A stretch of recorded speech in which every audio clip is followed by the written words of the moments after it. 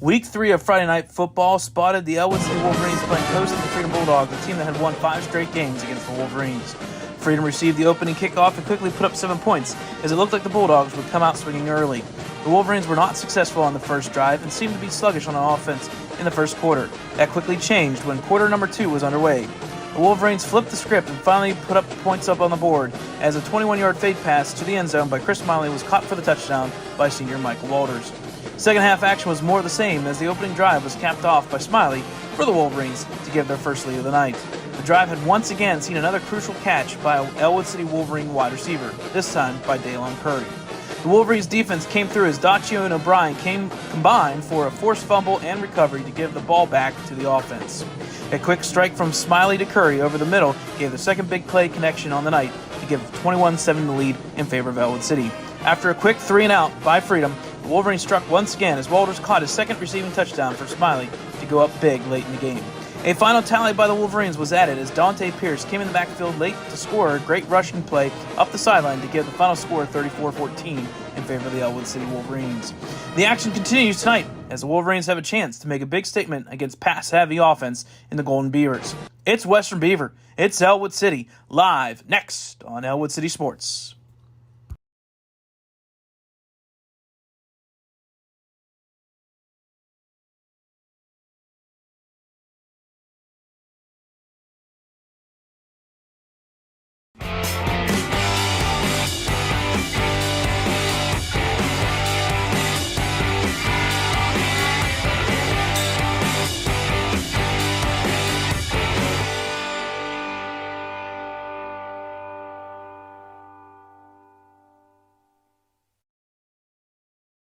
The move-in is under the field direction of drum majors Lila Fox and Cassie Steen.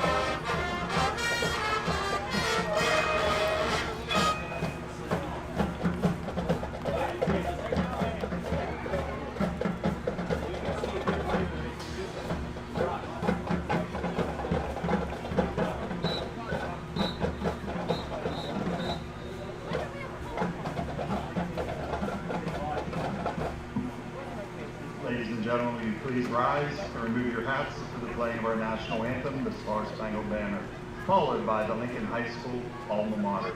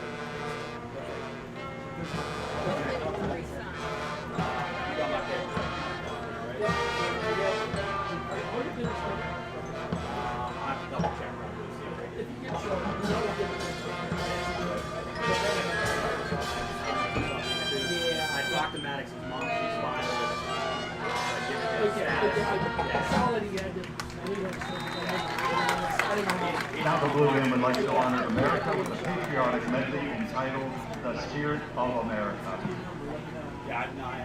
What's his name?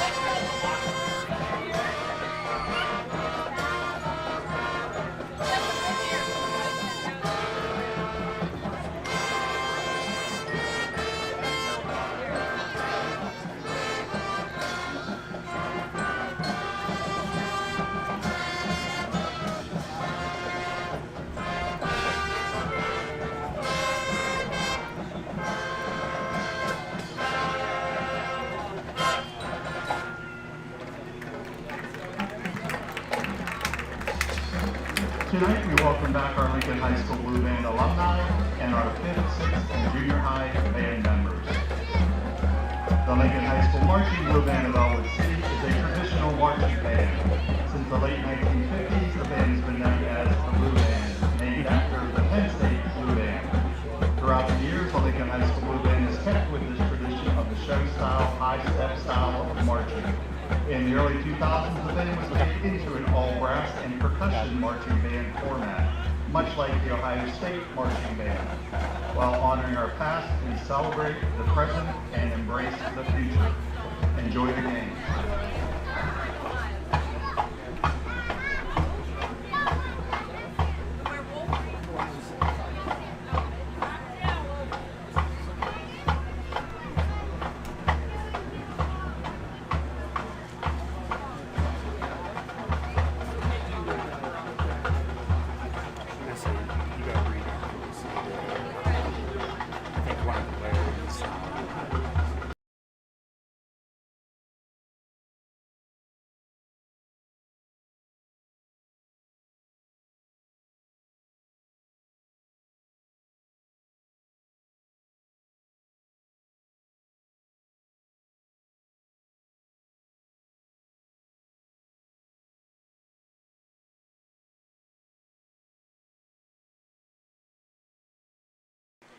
Hi, friends, and a very pleasant good evening as we come to you tonight from Ellwood City, Pennsylvania, as our Ellwood City Wolverines are hosting the Western Beaver Golden Beavers. What a beautiful night for football, and what a great matchup we have before us tonight as the Wolverines sit here at 3-1, 1-0 in conference play. Western Beaver comes in at 1-3. 0-1 in conference play. Thad Sturgeon alongside my good friend Brad Windhorst and Dakota Marshall on camera as always tonight. Brad, what a beautiful night for football and what a great contest we have before us here tonight. Absolutely, Thad. A Monday, a Tuesday, a Wednesday, a Thursday went by. That means it is Friday. Another Friday in Whitfield High School, Friday night football. And I tell you what, Thad, once again, we're sitting here, ballpark 65 degrees, beautiful, sunny, blue and green. Helling Stadium. Yes, it is. In the sun, we're going to catch it, I think, about perfect tonight. Got a little sun glare going on right now. Hope you enjoyed the Lincoln High School Blue Band and their pregame festivities. Alumni night for the band. So some alumni down there sitting with them and junior high band as well. So we certainly do appreciate all that the band does. They had a big week here as they had their festival this past Wednesday night. Very well attended, all the bands of Lawrence County. But we're on to football now for tonight. Ellwood City coming in with a very impressive record at 3-1. First week win against Brentwood, 27-26, and a nail biter right down to the end. Then ran on to a Union team that beat us 34-21 first half. That game, it was kind of neck and neck. Union saw why they're in a top 10 team in the state. At least that time they were. They went on to lose a game. And then handled a Carleton team 25-12. And then last week, an improved. A very much improved Carleton team. That was not a rollover game. That was a pretty good team that they played. And then last week, taking on Freedom, a game that really the tale of four quarters, really. First drive of the game, Freedom came down, showed their muscle, went down, scored, and then it was just a stat line for that game. We don't need to go over it completely, but one team had like negative yards in a quarter, and in the following quarter they had 100, and the other team had darn near negative yards. Wolverines last week was really able to shut down the run and was able to pull away in that game 34-14. Some other people noticed last week's game as Chris Smiley, the quarterback, was Newcastle News Player of the Week. A very great honor for Chris. And also, Newcastle News does a Lineman of the Week. And they chose linemen both on offense and defensive side of the ball, junior Evan Twaddell. So getting some recognition here from Ellwood City. We've not seen, or let's just be blunt, say warranted in recent years. This year, Coach Bradley's got the team primed and ready to go. In fact, they're finding themselves in conversations being in the top 5-8 in the WPIAL 3A ranking. So an exciting time for the Wolverines. We're about 11 minutes away from kickoff here. And Brad, you got some stuff there to show us? Absolutely. We've been rolling through a couple things while you were talking. Big thing, obviously, this is a section game. Wolverines sitting there at 1-0, and Western Beaver, Golden Beavers looking to bounce back after a tough loss there at Neshannock. They played Neshannock very well. The guy that we're going to talk tonight about is Javen Peel. He went for 331 yards against Neshannock and went for 2 with about 2 minutes remaining and did not, that 2-point conversion was not successful. If it was, we probably would have been talking about a whole different ball game for Western Beaver. And if that being said, that not to interject, Brad, but that would have been a huge upset. Oh, it would have been if big. Freedom would have beaten Neshannock. Yep. So we're going to call this one the BLT series. No, not bacon, lettuce, and tomato, but Beaver and Lawrence County teams. A more recent series between Western Beaver and Ellwood City. This will be the 5th meeting overall, with most of those meetings within the past 4 years alone. So fairly recent game all the way back to 2018 is when Ellwood City won a very big game. We got to see a little bit of that one live. It was on a Saturday because Western Beaver does not have any lights at their field, but that was an overtime win by Ellwood City, and a really good one back in the day when that was the season that they went. They got 2 wins, and that was the year that they played Derry, Central Valley. I mean, it was a pretty tough schedule at the time. They come back here, and Western Beaver since then has won 3 straight games, or 3 games there in that series. Last year was 47-14 Western Beaver. A misleading game.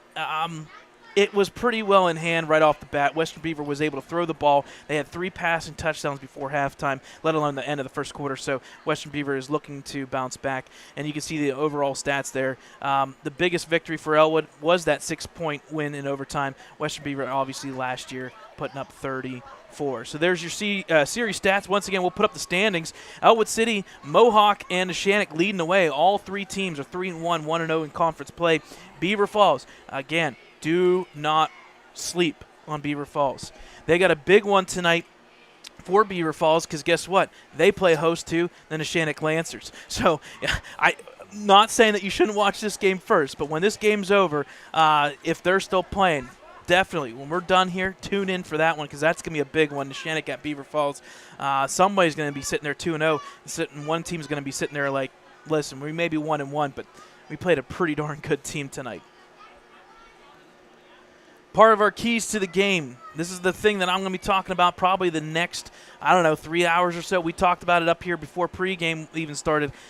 how many passing yards are we going to see tonight? That's the key thing. And my thought is, key to the game, it's the team that's going to go vertical. Whoever can go vertical, complete 2 or 3 passes. We're talking about splash plays. We're talking 60, 50-some yard bombs that turn into an 80-yard touchdown. We saw it last week a couple times by Ellwood City. Yeah, maybe 30-yard ballpark, but just chucking it up there and letting senior Michael Walters, Daylon Curry as well just fall underneath there. And I tell you what, Chris, tonight has to be on point, because on that flip side, Javen Peel, we're going to be talking about him. Whew, he has, 10 touchdowns? He has 10 touchdowns and only 2 interceptions, and that's something to also keep in mind. Smiley's coming in with just 2 interceptions. Yep. And Peel's coming in with just 2 interceptions. So teams that are passing a lot, right? They're not getting many interceptions. Peel has a lot of targets he's going to go to. Dorian McGee only has 11 receptions, but you talk about going vertical. He is averaging 33.4 yards per reception. Not to be taken away from his favorite receiver, Mikey Crawford, with 16 receptions, averaging 13.1. Wow. I don't think these are dumps out of the backfield. Yeah, no. So they're willing to go a long way with the ball. We saw Ellwood City do that last week. And going back to last week's game, Brad, I said, hey, maybe the Wolverines should go vertical. And about 2 plays later, and they went deep to Michael Walters for 40-couple yards. Yes, they did. On a side note, tonight is frat boy night by the student section. So I was come to my attention before the game. My daughter, who's a junior, said, "Dad, I got to look like a frat boy." And I said, I've not been in a fraternity for 25, 30 years. I really don't know what they wear right now, but it is frat, and we'll a lot of backwards hats, a lot of I don't know what frat boys wear today, but look at our student section tonight, and you'll see that. And it absolutely pains me to say this on a side note. I was looking for a college hat, particularly a Penn State hat to wear. This was painful to do, folks, and I did not have one. I texted Brad, "Can you please bring a college hat for my daughter to wear for frat boy night?" And my daughter is wearing a Michigan hat, and it's kind of painful to see. Really, I failed as a parent, letting my daughter wear a Michigan hat. At least it was that. I thought you were going to say you failed as a parent that has me being your friend. Well, we can go that route too. But I hope my daughter don't get any ideas just wearing a Michigan hat for one night. But I'm sorry, folks. We're trying to have some fun. One thing we can agree on: go blue. Go blue. Yes, we will go with that. And we're Wolverine fans for Ellwood City Wolverines, maybe not necessarily Michigan Wolverines. This is what you call filler, folks, when you're trying to find things to say before the game. But that's what they're doing this year. We got the new stadium. We got the new turf. We're doing things. They're having these theme nights. Come on out to the stadium, folks. Western Beaver now taking the team. Didn't mean to get you off rail there, Brad, but I had to get that off. I had to get that off my chest. She came in and just put it on, and the heart sank a little bit. I was like, I can't believe it. My daughter's wearing something with Michigan on it. But anyway, just a couple minutes away as we're waiting for the Ellwood City Wolverines to come out on the field, and soon going to be coming out there. Got the band going. Ooh, okay, we're going with the full blues tonight. I like it. Yes. So Western Beaver in their pure whites with the gold and purple trim. Ellwood City wearing the full blue jerseys tonight. I like it.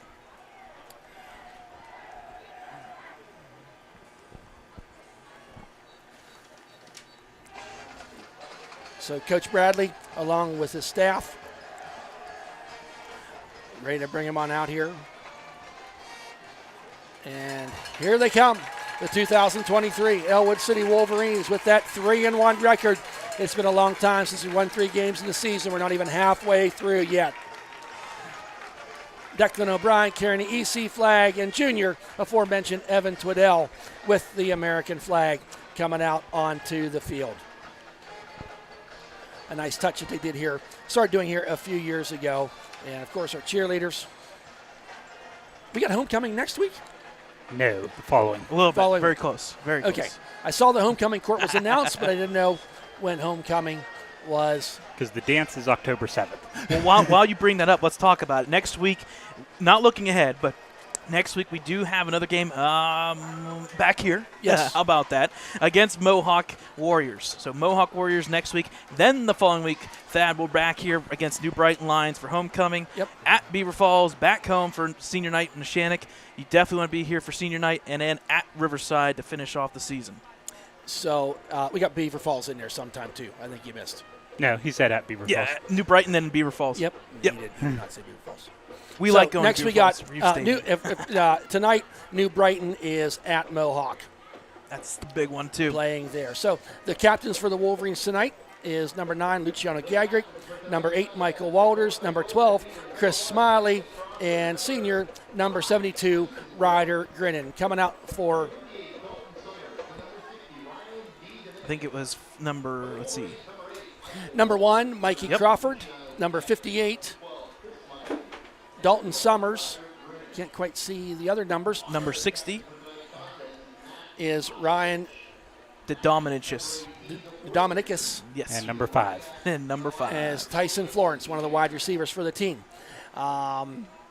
Honorary captain this year, one town, one team, one family, the Ellwood City Wolverines are, and they've asked some of the youth to come out with Derek, and there he is running out in the field now, is number 18, Matt Popovich. Matt is a 4th grader. He is a running back and a linebacker for our little Wolverines. So, Ellwood City did win the coin toss, sorry. go ahead. Ellwood City won the coin toss and deferred, so just like last week, they'll receive the ball in the second half. They'll be kicking off here first half to Western Beaver. So we did time it right. We got the sun glare out of our eyes. And we'll be just moments away from kickoff from this section matchup game against Western Beaver. Western Beavers, there's no confusion. They do with Lincoln Park. Co-sponsorship. Co-sponsorship with Lincoln Park. So they also have students that attend Lincoln Park on their roster as well. So it looks like it'll be number 8, Michael Walters, kicking off for the Wolverines. And then back to receive will be officially number 5, Tyson Florence.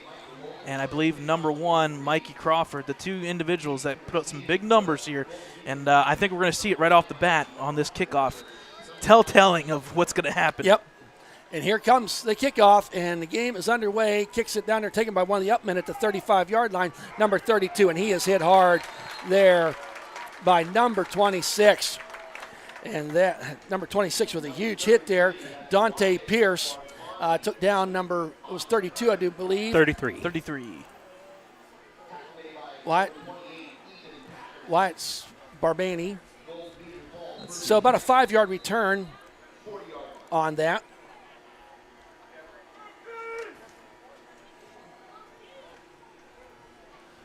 So up under center. I will tell you this, Brad, we kind of commented a little bit before. They're not the biggest team. They're very physical, but maybe not the biggest team. Number 5 he fumbled the ball. It's on the ground. It's jumped on by the Wolverines. There's our first turnover of the game. See who Has that fallen is. on it by number 28. Ethan Patterson gets the fumble recovery as Tyson Florence went off left tackle and was hit there immediately at the line of scrimmage. Ball flew in the air. That's a turnover for the Wolverines. Oh First and my. 10. What a start. we're kind of feeding off each other. What a start. Was that was Florence, right, with the carry? Yes, Florence with the carry. My goodness. So Wolverines now 10 seconds into the game get the ball back in Western Beaver territory. Couldn't ask for a greater start. Smiley surveys.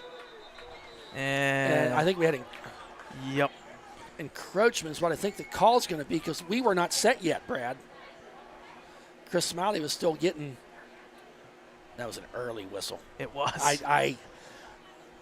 But there was movement by Ellwood City on the wide receivers. Yes, here. it was encroachment Wow. as he jumped ahead.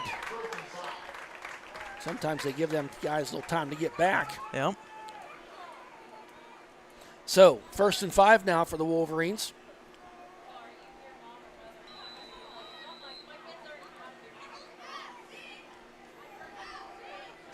So you got 3 wide outs to the left, 1 to the right.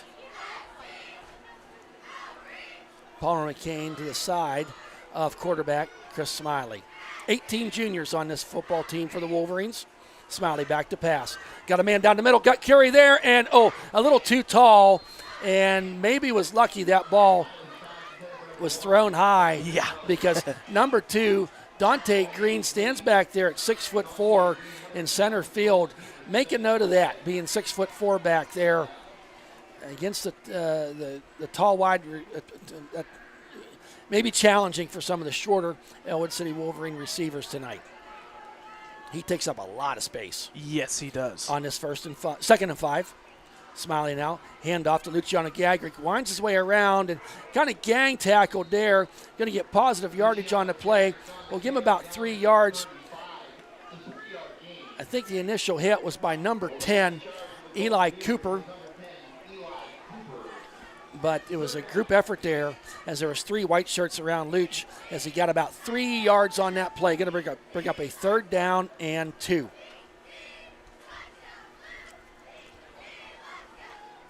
Smiley under center now. Elijah in the backfield with a sidecar to his right. Hand off to Elijah, tries the right side, cuts it up to the middle. He's going to get the first down, rolls his way forward for a little bit more. Needed 2, got forward to Elijah. Brought down there by number 2, Dante Green. That's going to be the Wolverines' first down of the night. Ball resting on the 30-yard line. Right now the Wolverines changing a lot of packages. We see Declan O'Brien coming out and Drake Davis. Seeing Drake Davis in that tight end position for a lot of them short running plays, I think it's an extra blocker. I kind of watch him just as a young sophomore playing very well. Now Smiley in the shotgun. They jumped again. Wade jumped that time. About 4 white shirts came across the line. Man, you got to love these 1st and 5s. Check Coach Bradley down there. He's clapping too. Absolutely. He knows it. He's loving it. And be glad because Wolverines had about 5 seconds on the play clock. It helps. So that helped.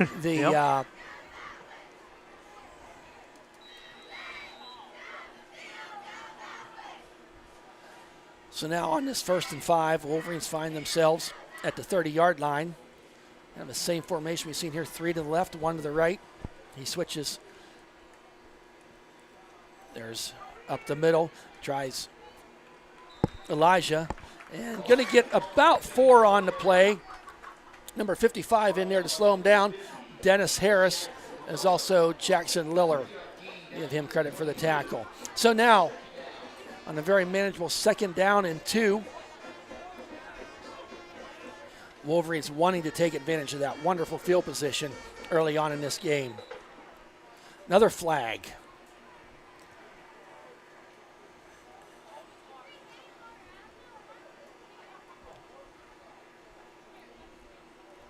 I think they're going to say a substitution, maybe?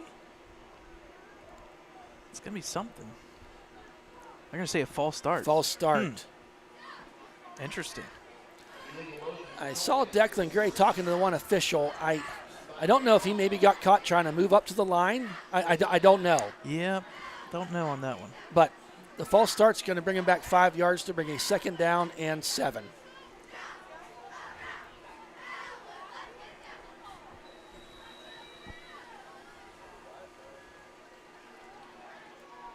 So still the first drive. Oh, first drive for Ellwood City. We've got 3 penalties between the 2 teams already. Yes. A trend we've seen the last couple of weeks. Yes. Smiley. Back to pass. He fakes. Throws it underneath there. Oh, had the right idea. Yep. Throwing it there to Daylon Curie. Ball was a little bit low. And he wasn't able to catch it. Would have been minimal gain on the play, for he was well covered on the play by Florence. So now it's going to be 3rd down and 7. Hey, want to give a shout out. Rocco Gagrick, the water boy for the Wolverines. He's a younger brother of Luciano Gagrick and the son of Wally Gagrick. Was one of the assistant coaches. Had a big birthday, 10 years old.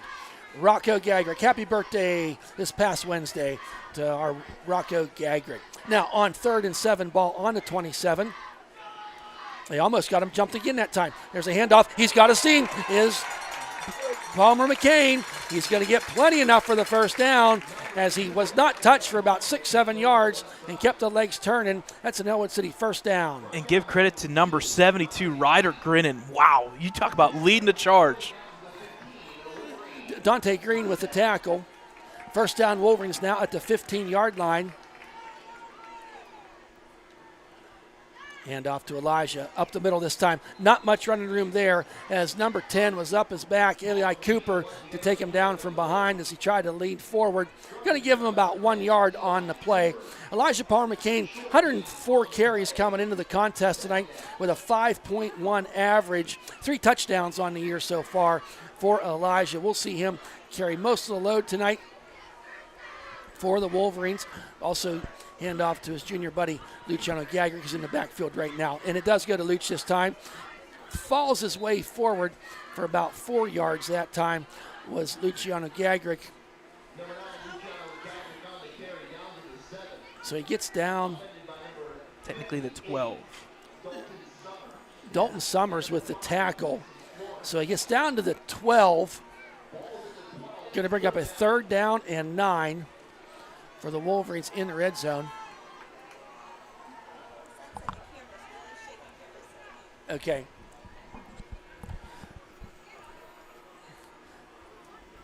So Smiley now goes back to pass, goes down the middle, and touchdown!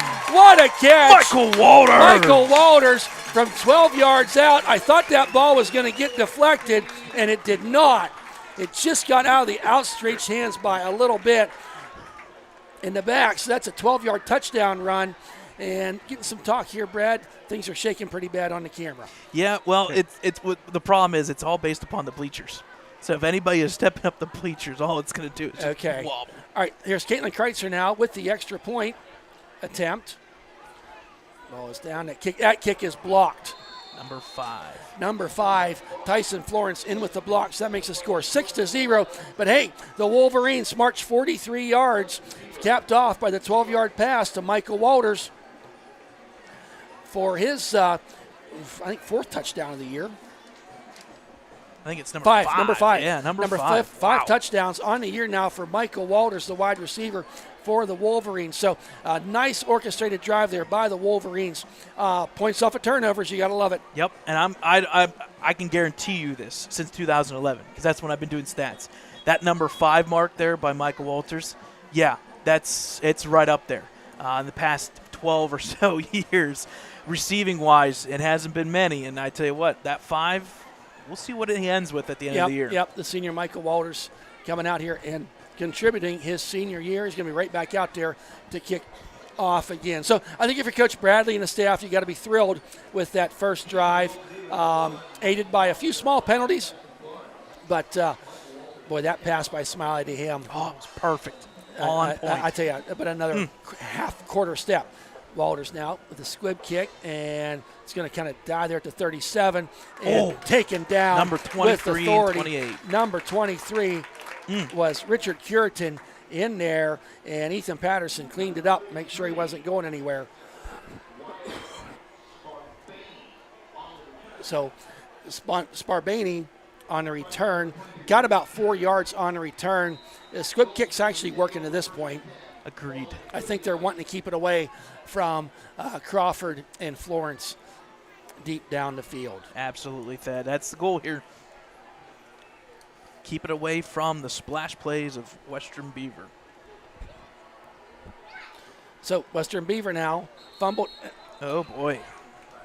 Snap comes through and nothing happened. Nobody moved and a snap happened, so that's going to be a false start.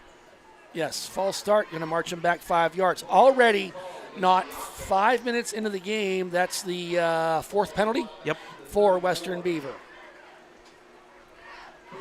So takes the ball back to the 35-yard line.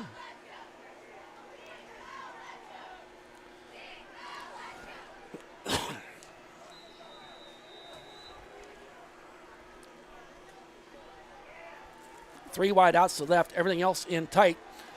He's under duress.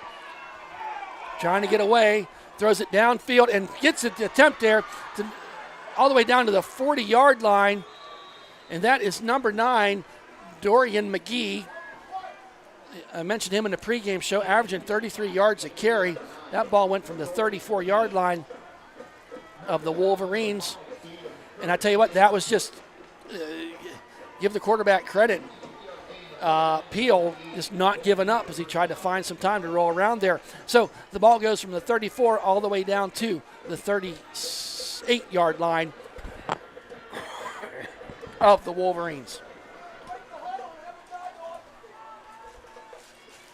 So Peel, hands off, around that right side, gets a stiff arm, is number 5, Florence, down that right side, he's to the 10, puts his head down, and gets into the end zone for a touchdown, 38-yard run for Tyson Florence around that right side. He was touched pursuit by 1, but outran everybody, did Florence.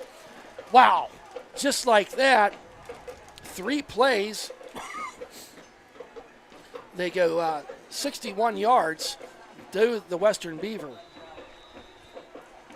Golden Beavers. People here kind of stunned to see that. Here's the extra point, and it is up, and it is good. So, with 7:07 remaining, the score is 7-6, Brad. We're going to take a quick timeout. Yep. Wow.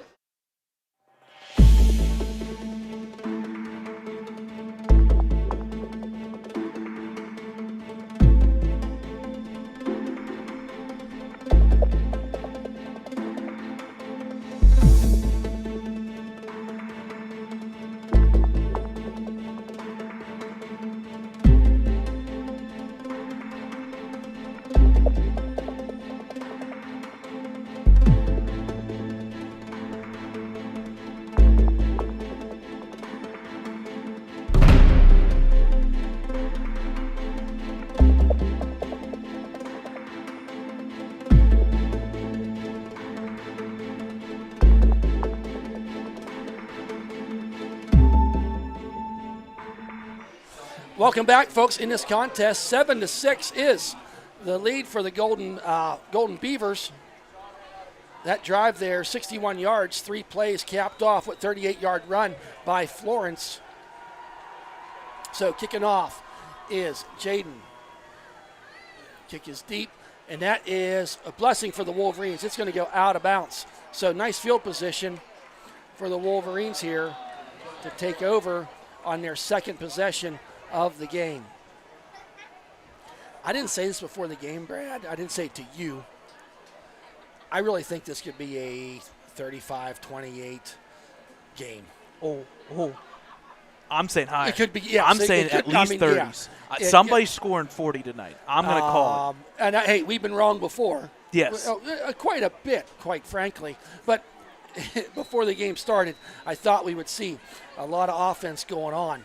I didn't think Western Beaver would have a 38-yard touchdown run. Right. So Smiley now, handoff there to Dante Pierce this time. Makes a nice cut, picks up 5 yards on the play as Chris Kirkland was there to bring him down. But a nice run by Dante, the junior. I'll give him 6 on the play. So now going to bring up a 2nd down and 4. I love these positive plays on 1st down. Yep. Smiley now. There's a handoff this time. Wrapped up quickly. Even though 55, Dennis Harris was there, he still leaned forward for a couple yards. Yep, Dante Pierce did get a couple yards. Seeing Dante Pierce in here on this drive. In the running back position. So 3rd down, and I'm going to call it a short 3.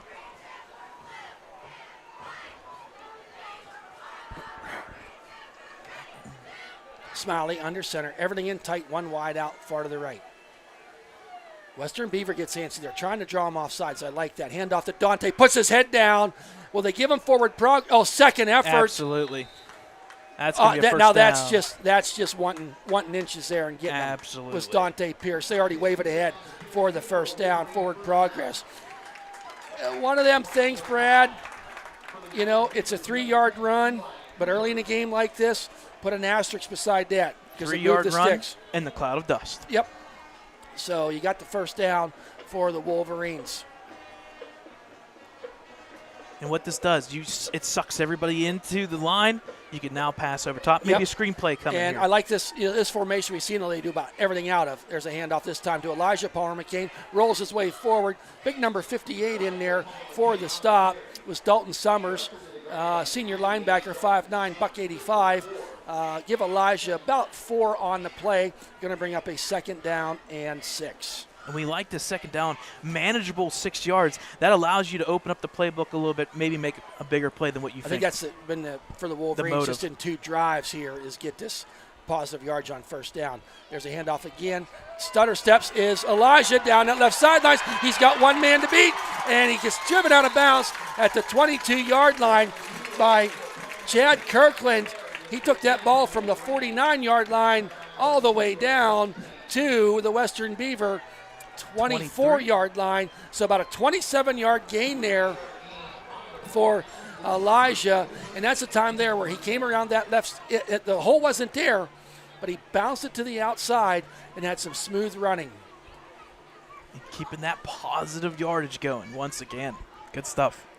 So Smiley kind of hurrying up now. Hands off to Elijah. Drives his way forward. Wow. Kind of rolls up on the back of one of his own, Ryder Grinnan. Ryder Grinnan just blew up the linebacker there. My goodness. And Number he's 10, feeling it too. Yeah, Eli Cooper. We'll give him credit for the tackle, but I think it was more Elijah couldn't get over top of him.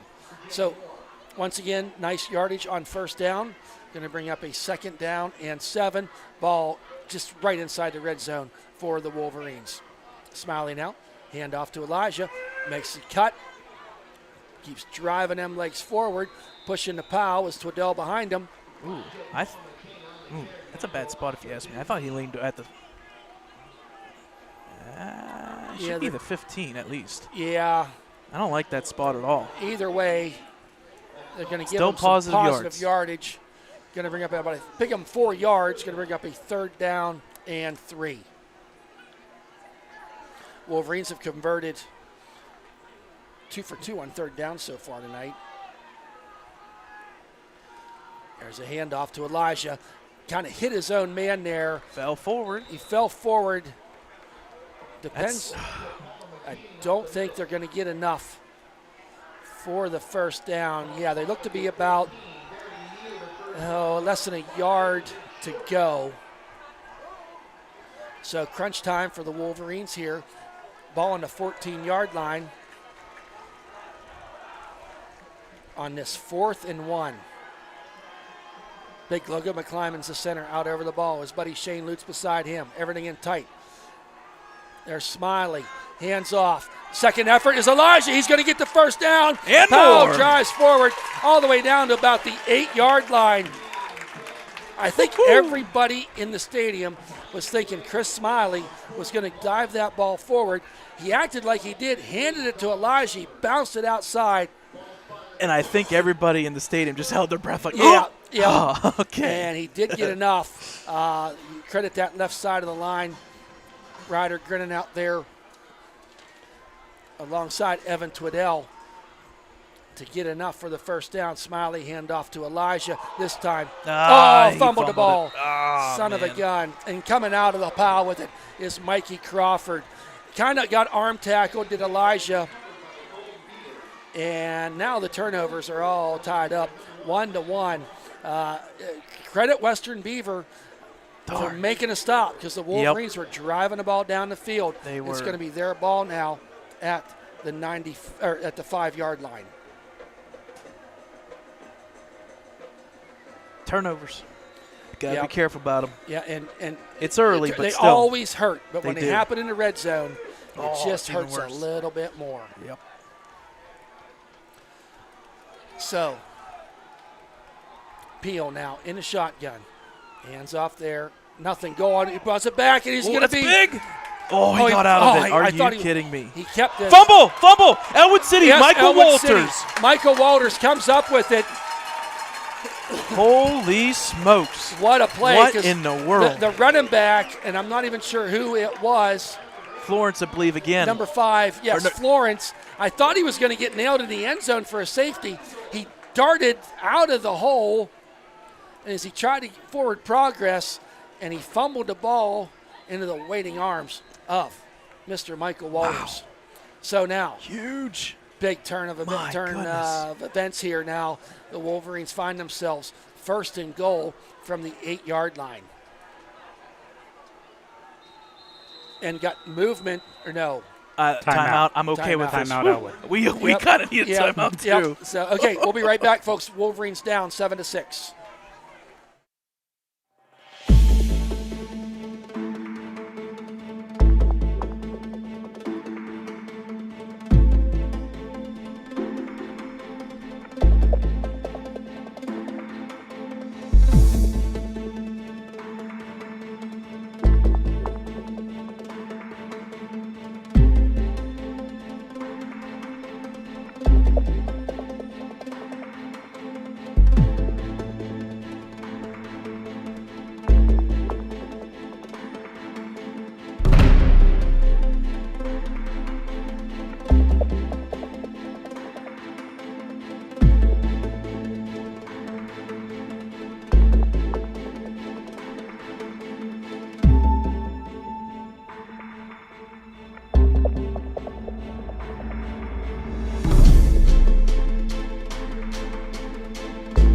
Welcome back, folks. The Wolverines used their first timeout, and they are first and goal from the 8-yard line. Smiley in the shotgun, 3 wide outs to the left. There's a handoff to Elijah. Up the middle he goes.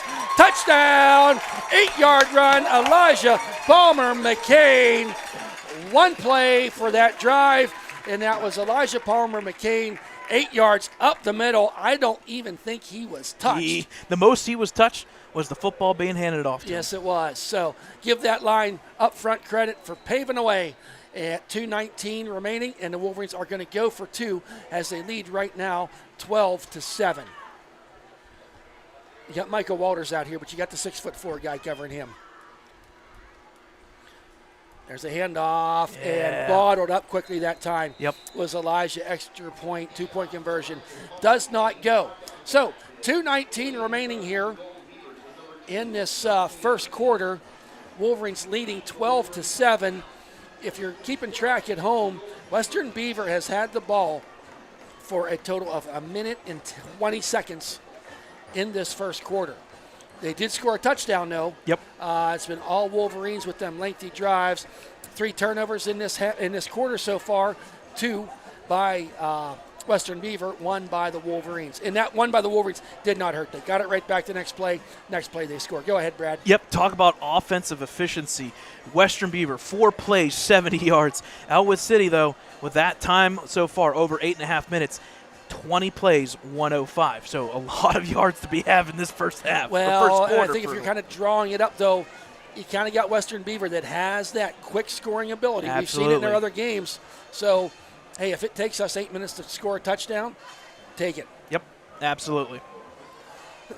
So kicking off will be The Walters. best offense, or the defense to translates combat to a best offense, to defense. vice versa. Okay, back, folks. Michael Walters, he's having a game. Fumble recovery, touchdown catch, and has kicked off twice so far. Here's the kick and squib kick, and Goes to the wickets. That's a live ball. yes, it is, and wisely jumped on top of there by number 4, Chris Kirkland, at about the 37-yard line. I think right now the Wolverines are content with doing that squib kick, letting them have possession between the 30, 40-yard line. It's really hard you don't see many returns. Not that it can't happen, but you don't see many of them returns on, I'll call it a squib kick. Well, it's going to sound crazy, but it just seems like every year we see it. Either the kickoff goes out of bounds, or it's a 0-yard play, or it's 80 yards the other way. So now, Peel back in. This will be the 3rd possession for Western Beaver. Throws it out there. Got his man there, number 9, nice but tackle. tackled quickly and efficiently. Dante Pierce. That number, is that Kirkland with the catch? No, number 9. McGee. Number 9. McGee. He does get about 5 yards on the play, but Dante Pierce, the junior, was in there to make sure it was not going to be any more.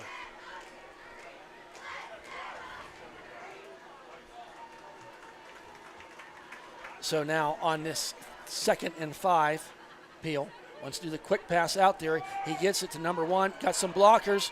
Goes up that sideline. He's going to get enough for a first down. Zigs and zags all the way to the Wolverine 45-yard line was Mikey Crawford. Picked up 13 on the play.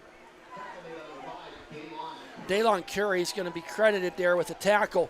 The design of that play was pretty good, Brad, because he had some blockers out in front and gave him some space. I think Crawford's a guy, you give him much space, he's going to make you pay. And you see Coach Bradley there talking to the official just a little bit. I have a feeling maybe downfield blocking. Just, hey, ref, just keep an eye on it, you know. Yeah, you got to throw that ball really fast so you don't get caught with Agreed. that. So Peel now gets a new set of downs, 1st and 10. Back to pass. Throws it down there. As number 9, the big guy, Dorian McGee, 6'1", 200, had it in his hands. Had a little tip drill going on there for the Wolverines, but no blue shirts were quite there close enough. I mean, Thad, we've seen some really good good group of wide receivers the past, 5 or 6 years. I mean, it's pretty obvious why you throw it to him. He just stands out. He's got a good reach there. He does. I just looked. I mean, I thought he was taller than 6 feet. He's got to be. He's 6'1", Gotta be. but his arm length is. It's ridiculous. So now Peel, shotgun. Coming through the line was Walters. Oh, not Twiddell, just Chase, and give Peel Next credit. Best thing. He did the right thing there, throwing that ball out of bounds. Yep. Because he had initially Walters chased him out of the pocket, and lineman of the week at Newcastle News, Evan Twiddell, was not giving up on the play, kept pursuit. And coverage downfield was tighter than bolts on a submarine. He had nowhere to go, so deep out of bounds through the ball was Peel. And that's a good stop there on that second down play. It sets up a long 3rd down and 10 here, and a big play for the Wolverine defense here. Yes, it is.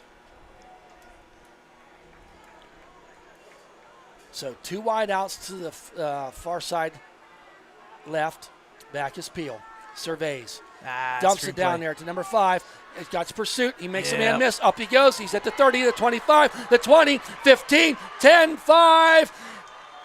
Touchdown. Good. Googly moogly. 45-yard pass to Tyson Florence. What did I just say? You give Florence space, and he's going to make you pay. Yep. He had blue shirts chasing him all the way for 45 yards. Nobody could touch him. That time, the play design Western Beaver sent a lot of people downfield deep. And Florence just held back in there. And, just like that, it's 13-12. And all of a sudden, these extra points become pretty important. And that one is going to be no good. Wow. Wide left. Okay. So, Ron Busby and his Western Beaver Golden Beavers are up 13-12. 40 seconds remaining here in the first quarter. We're going to stay right here, folks. We'll have some stats here at the end of the first quarter. Of course, we will have them at halftime. Stick around, folks. Of course, halftime show. The Golden Beaver Band will perform, as well as our Ellwood City Wolverine Blue Band on this band alumni night. Well, I could see why Javen Peel goes for 331 because he's already at 90 yards passing. Well, a stat this week. But it's a little bit misleading because he's only thrown it maybe 15, 20 yards. It's all that yak. Yeah, yes. Yeah, good point there, Brad. I saw, what was that stat I sent you earlier this week? Right now, Peel as a freshman is over he was at 889. And that's he's on pace to be one of the highest yardage freshman passers in the WPIAL ever. On pace, and we're just 5 games into the season. Yeah. Here's the run up and the kick. Driving kick there. Goes behind Dante. Just let it go in the end zone. Yep, That's touchback. That's a smart play. Back there was Richard Curitan. So that's it be an automatic touchback. So Wolverines will have the ball 40 seconds remaining here in this first quarter.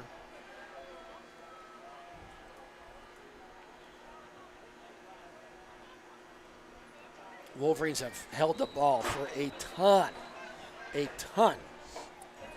Probably 10 minutes to 2 minutes by the time we're all said and done. It's pretty darn close. I'm just ballparking there. But now, Smiley in the shotgun. Handoff this time.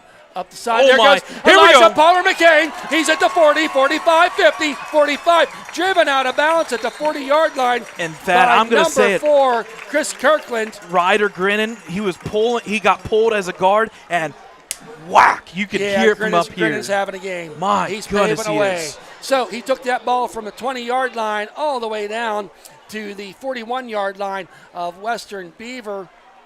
My math, go ahead. Go ahead. You're doing the math. You lost my train of thought. 39 yards. I was going to say 39, but I didn't want to be. I've been wrong enough My times. apologies. My wife's reminded me I've been enough time wrong today. I was going to let you give me one right. So, Smiley now. Handoff. Elijah this time met there story. quickly. Yep. 58. Number 50. 58 and 50. Was in there quickly. Jackson Liller was in there. Loss of about a yard on the play as the clock winds down here. Yeah, Coach Browdy's just saying, guys, let's talk about this. So, winding down the first quarter here. Action-packed first quarter. Lots of yards. Oh, my. Lots of action. As the Wolverines find themselves down 13-12. What a thriller we got going on here. Let's take a quick break. We'll be back. Second quarter action.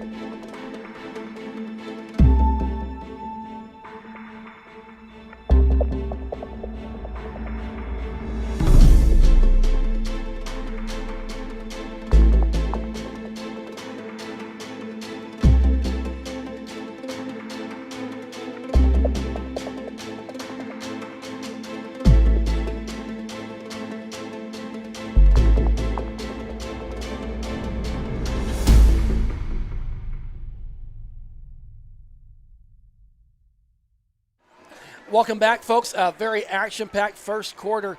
276 yards combined between the both teams. In the first quarter alone, Elijah's already over 100. Here's Smiley back to pass, and he's going to be, knifing through there was 10. Eli Cooper. Going to take down Chris Smiley for a huge loss. And I was just going to say. About all those yards. Yeah, and I was going to make the comment as off air, but I didn't get to it. We only saw the Wolverines with one negative play, and that was for last 1 one. yard. Now you got this one. Yeah, that was a loss of 11 officially. Wow. So third down now. So back-to-back plays of negative yards. Yes. That we did not see. Points off of turnovers. The Wolverines scored 2 touchdowns off of turnovers. So third, and they're calling it 20. Smiley back.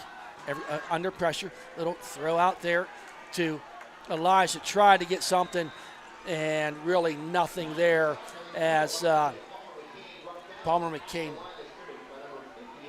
number 58, in there for the tackle again, Dalton Summers. So our first punt of the night comes with just under 11 minutes to go in the second quarter. Back there is Chris Kirkland alongside Dorian McGee for Western Beaver. Declan Gray kicking here. Driving kick. Going to be picked up at the 22-yard line, up the sidelines, and hit there. Hard hit there by number 21 of the Wolverines, making something happen there. A.J. Grinnan. And Daccio was in there as well. How many plays did Western Beaver run in that first quarter, Brad? 9. Okay, they ran a total of 9 plays. Yeah. And scored on 2 of them. So got P.J. Du Bois back in there. the sophomore on the line, along with Michael Walters. Number 72, Ryder Gridden. We've seen him on the offensive side of the ball as well. Daccio on that line as Peel now in the shotgun. Back to pass. Got some protection. Going to air it out, going deep. Got one man down there, and it's caught. Is he inbounds? Yep. Number 1, Mikey Crawford with that 31-yard average per catch. No, he had 13. Wrong guy, but that's going to up his average there as he took that ball from the 31 of the Wolverines all the way down to the 37-yard gain. He was out there all by himself with coverage, and good coverage. I don't recall who had the coverage out there. Curry, but he was able to get up and get that ball. There's a handoff this time. Up the middle is number 5, Florence. He's going to get about 10 yards on that play. Yes, that is enough for Daccio with the stop, but not after. Florence gets 10 yards for a first down. Now ball right there at the 22-yard line. I'll tell you right now, Brad, Western Beavers kind of doing what they want to do offensively. An official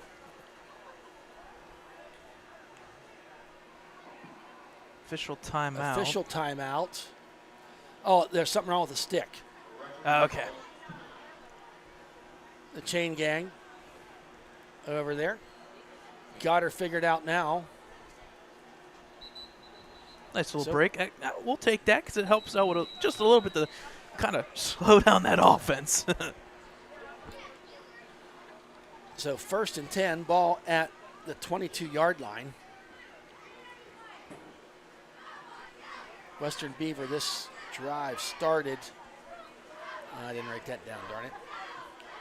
Officially the 31-yard 31, line. yep. There's a snap. There's a handoff. And driving his way forward, you don't want to stop.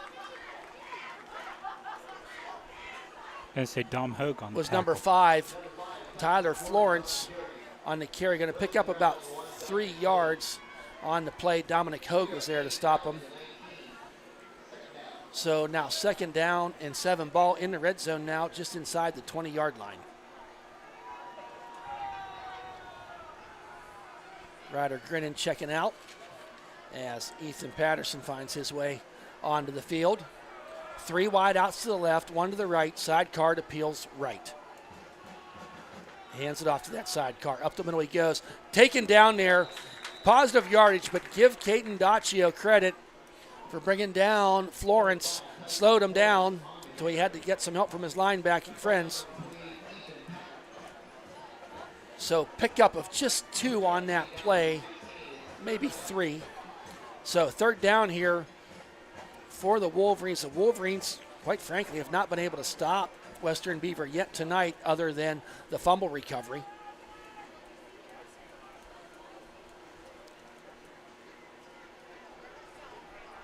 So Peel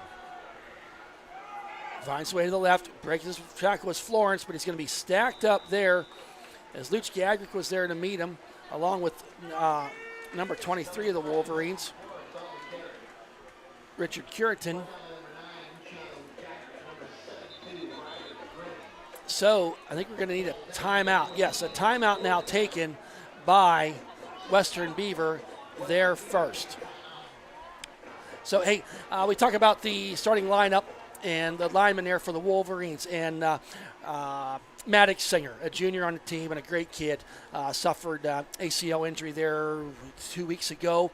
And understand that he did have surgery, successful knee surgery yesterday. He is at home and recovering. And Maddox, if you're watching, love you, man. You're a great guy, great kid. Everybody loves you. We know you got this, and just a bump in the road. So, great kid. If anybody knows Maddox, wonderful kid, and he is missed out there on the line. Had some of his buddies stepping up for him, but was really looking forward to watching Maddox play this season. But he is a junior. We'll see him back here next year. So the timeout taken by Western Beaver. As I said, they have 2 remaining. They're leading 13-12. Big fourth down here for Western Beaver. You know, the Wolverines have been able to, I'll say they stopped the run, but when they've had a busted play or something, we've seen them run for 38 yards. You just wonder what play call is Busby going to do for the Western Beaver right now on a 4th and 2. He comes out in the shotgun, however. Is Peels. He goes back, throws it out there. The number 1 makes the catch. He's going to have enough. He was all alone, was Mikey Crawford, in his forward progress. And that was just a stop and go. And he stopped.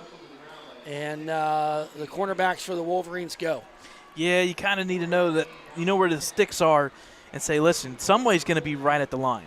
It's just going to be right at the line. And that play there, the ball's resting right on the 10-yard line, so it is 1st and goal now for the Golden Beavers. Peel's not afraid to sling it. There's no doubt about that as a freshman. Back to pass this time. Finds pressure, gets resistance, wants to run up the middle, goes up that right side, hit there at the 2-yard line, and hit out of bounds. Not sure who did it. It was a saving tackle. Still inbounds, I think. Dante Pierce was there to knock him out of bounds. Or no, he kept him in bounds. So he's going to be, they're marking the ball at the 3-yard line. So give Peels credit there. We've not seen him have to scramble yet tonight. Yeah. And Dante hit him initially, and then Gacker came in there and got him down completely. I tell you what, Thad, big plays here. Yes. On the 3-yard line. At the 3-yard line, 2nd and goal from the 3. Everybody in tight, but 2 wide outs to right. Peel, hands off there, up the middle, pushing the Powell, and I think they kept him out. They did by the near side judge official. Number 23 was carrying the ball that time, and that was DeAndre Robinson. That's his 11th carry of the season. Dotch will give Caden Dotchio credit with the tackle, but there was a host of Wolverines there. The way the Powell was getting pushed, I thought he was going to get in. But the blue shirts prevailed. They did it once. They need to do it again right now on this 3rd and goal. There's a handoff. Oh, they got him from behind. Who is Declan that? O'Brien read that play like a kindergarten book and got in there on Robinson to keep him out of the end zone. This could be a huge It's a stop. loss of 2. A loss of 2. Kind of looks like it's going to be wow. So a 4th and we're going to call it 2. Everything in time. Well, big play for the Wolverines here. Golden Beavers are 1 for 1 4th downs on this drive. Oh, Yep, there's they got to movement. call timeout. Okay. Yep. So they got the timeout before the movement. Yeah, Okay. timeout. I think they just had to get things together because really, if you're Western Beaver, you want to score on this drive. You're 2 yards away from finding yourself into the end zone. A drive that started at the 31-yard line. And we saw a combination of some pass and run on this drive. And I feel like the roles are a little bit reversed right now. We were talking about the first quarter, 9 plays for Western Beaver, moved it up, minute and a half or 2 minutes at the end of that quarter. All of a sudden now, there's 7 minutes left, or 7 minutes have been off the board real quick. So Western Beaver taking a drive here. Let's see, can I find out? They've not had it the whole quarter. No, But quite a bit of it. Quite a bit of it. Yeah, they've had it for 5 minutes so far on Yep. this drive. My goodness. So a big 4th down play here. What do you think, Thad? Running or passing? Well, I don't know. They've tried running the past 2 times and have gone in reverse. And I just have to wonder if DeAndre Robinson, number 23, is in there. Maybe a little bigger body. They'll try to find that. An I formation that we've not seen. There's Peel under center. Hands off to number 5, and he is going to get. He didn't get in. No, he Huge did for not. him. Wow, who got the stop? We got to find out because that was huge. I thought he was in, was Florence. Turnover on downs, 1st down, Wolverines. The ball is literally less than 6 inches from the goal line. That was number 15, Declan Gray. Wow, Declan Gray got in there to stop it. The great goal line stance for the Wolverines. That's a huge Momentum changer. Now the only issue. Go ahead. It's at the 1 yard It line. is at the 1 yard line. QB sneak time. Let's go. So get out of the shadows of the goalpost. And they do try to QB sneak as Smiley. Not much there. A little bit of room. Looks like they're going to get him out to about the 2.5 yard line.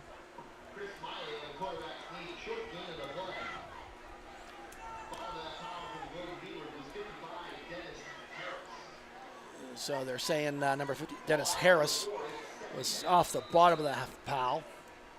Harris stands there at 5'10", but 235. Kind of got that bowling ball look to him. So, second down, and we're going to call it 8. Everything in tight except for Walters out there on an island by himself. Back to pass. Throws it down.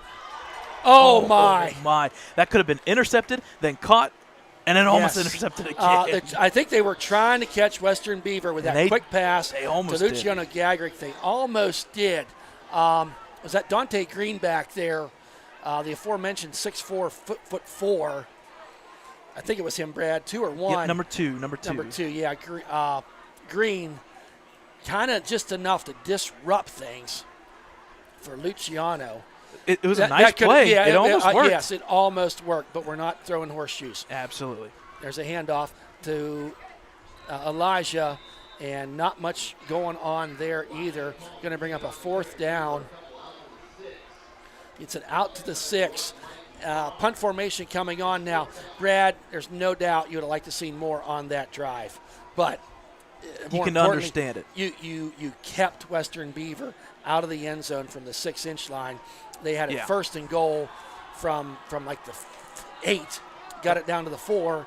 Or no, they were inside, closer than that. Anyway, there's Gray with the punt. Wow, sky punt. Going to be taken there at the 46 by number 9. Goes around that right side, trying to look for a lane, and everything's getting handed in. He lowers his shoulder, goes up the sideline, still in bounds. Gets all the way out to the 29-yard line.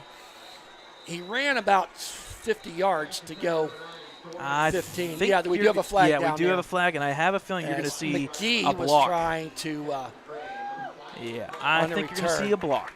The flag's resting there at the 35-yard line, so a valiant effort by McGee, not giving up.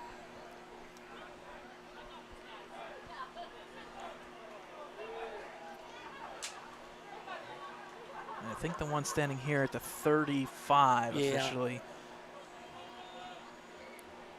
So probably the 35 back.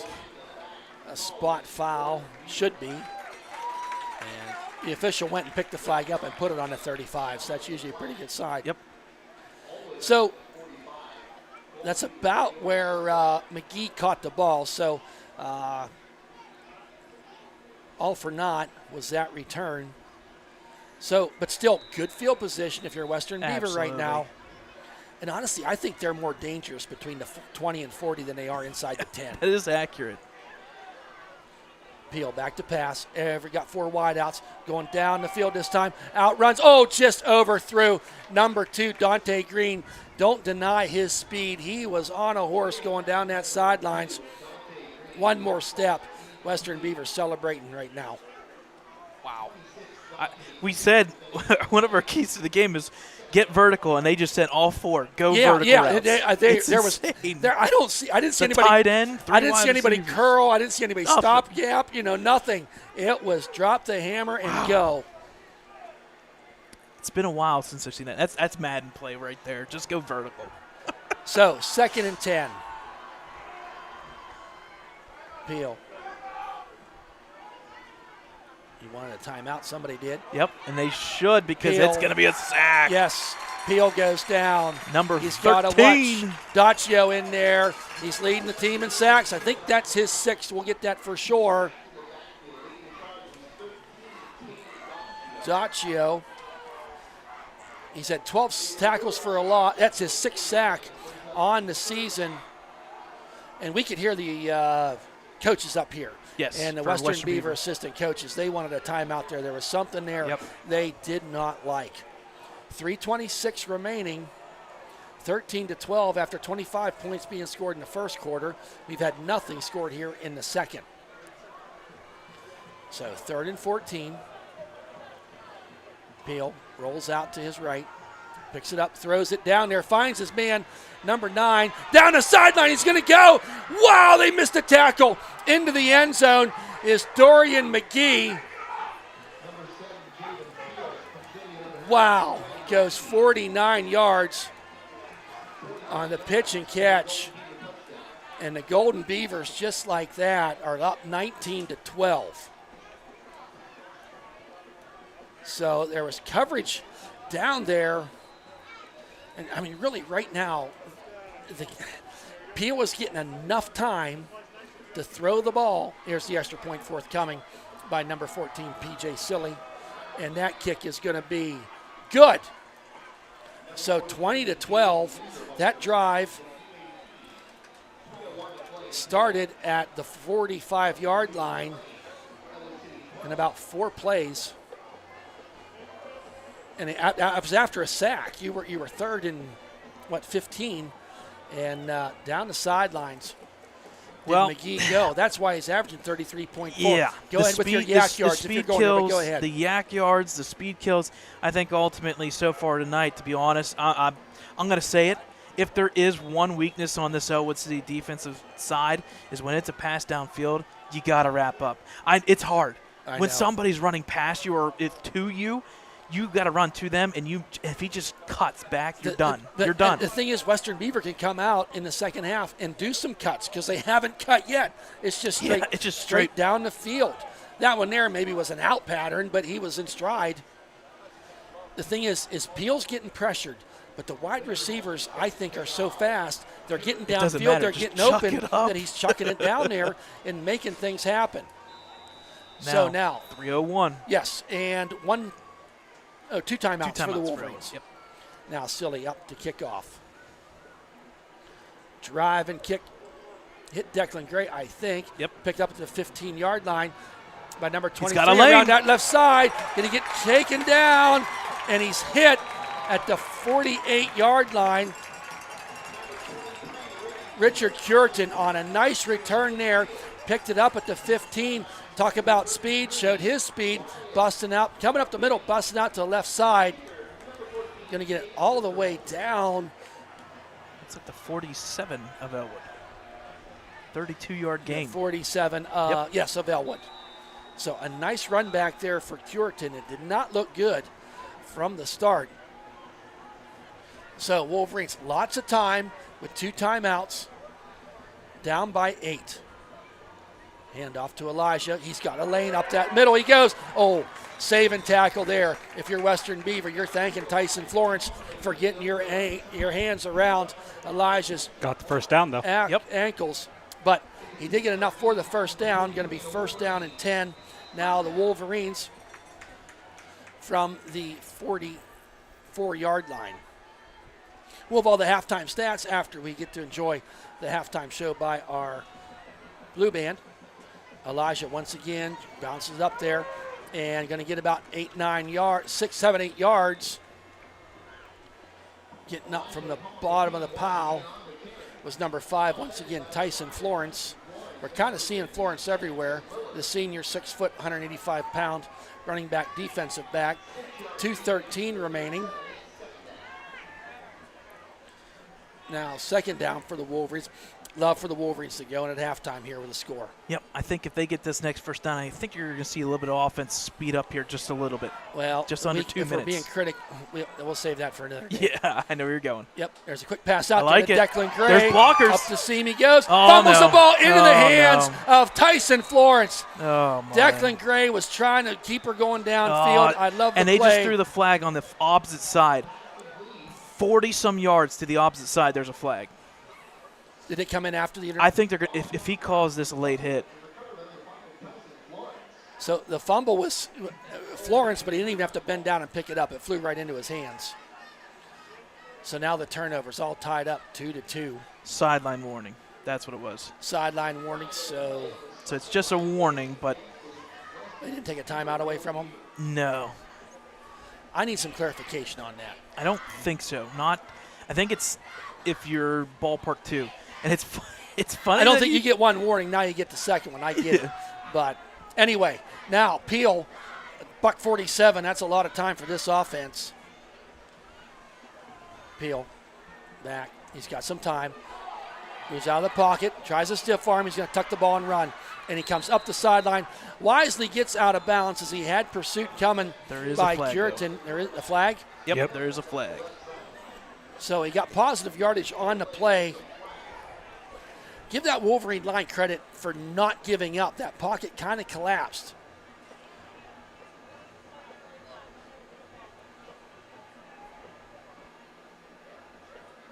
That's going to be holding, going to knock him back 10 yards.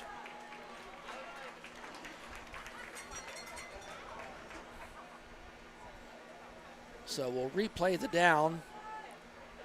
Not sure where the...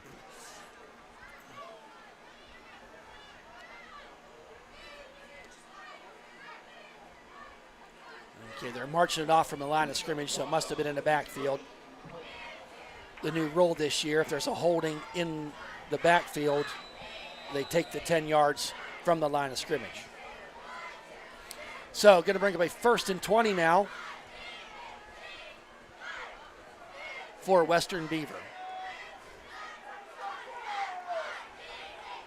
That was movement. Yeah, how's that not movement? How's that not a penalty? Peel throws it out there, and ball falls incomplete. Sorry, going to bring I'm up being 2nd critical. down. Incomplete pass does stop the clock. I'm glad I'm not the only one that saw it. They moved early. I don't know what else to say. That's one thing we can say about the second quarter. We did clean up the penalties on both teams from what we saw early on in the game. So minute 32, 2nd and 20. The Beavers have just one timeout remaining. Remember, second half kickoff, Wolverines will be receiving the ball first. So Western Beaver, and they're going to have to take a timeout possibly here. Yep, there it is. They're down. Oh. I can hear it over there once again. Yep. And Peel was not happy about that. No. And I wouldn't think that he would be. 1 second on the play clock. Yeah. There's a reason for that one. So hey, folks, don't forget, long-time tradition here at Ellwood City. The Thursday night dinner is put on by the Football Boosters. And last night's dinner was served by Ben and Georgia Moore. They served pulled pork, homemade mac and cheese, roasted potatoes, and baked beans. Dessert was provided by the Kreitzer family. So a huge thank you to the Moore family, Ben and Georgia, and the Kreitzer family for dessert. A great tradition, and it's really nice. They have those Thursday night dinners, and when there's a home volleyball game, I've had a lot of the football team comes over after the dinner and supports the girls volleyball team, which had a pretty handily, easily win last night against Beaver Falls. Lost a heartbreak to Laurel earlier in the week, and a big week coming up for them next week, and a lot of section play going on here in all sports. Good week for the golf team. Yep. We'll get to that maybe at halftime if we get a chance Absolutely. to. Yeah, they got a big event on Monday. We'll talk about that one at halftime for sure. So 2nd and 20, ball on the 17-yard line. Peel rolls out to his right, under pressure, trying to get out of there. Fumbles the ball. Get on it. Okay, now from Ellwood City, take a timeout. Take a timeout. It Smart. stays inbounds, and Ellwood City does take a timeout. Peels was just, and I saw it earlier, when he gets scrambling like that, he holds that ball out there a little too much. Honestly, there should be 4 more seconds up on the board. Just saying, just saying. So a timeout was taken by Ellwood City because we're going to have a 3rd and about 35. I don't know. It's a long way. Wow, a 15-yard loss. Yes. No, it wasn't 15 because it was at the 17. It would be about a 5-yard loss in the end. It had to be more than that. Or no, wait, hold on. It's 17. It was a 10-yard loss. Time to the 6. Yeah, 10-yard loss. 11-yard loss. So right now it's 3rd and 35. So Western Beaver, off the fumble recovery, has not advanced it at all. Minute 17 remaining. Yeah, if you're Ellwood City right now, and Ellwood City does have one more timeout left. So Peels 2 wide outs to the right, 2 short side left. Peel, back to pass, throws it down there, gets the catch made, makes this time they get him wrapped up. Dante Pierce held on. There was literally 10 individuals. Yes, What a to bring him pursuit. down. So the Wolverines will take another timeout, but a nice stop there by Dante Pierce just to hold him up. Who was the receiver on I think that? that was Crawford. Mikey Crawford, Yes, it was Crawford. number 1. Got positive yardage, so they're not going to be kicking from their end zone. Got it out to the 20-yard line. So 1:08 remaining. The Wolverines are going to get the ball back.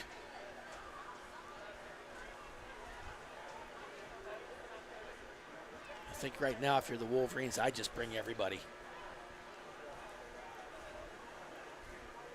So as we stand, no teams have no timeouts. Western Beavers leading 20-12. And they will be facing a 4th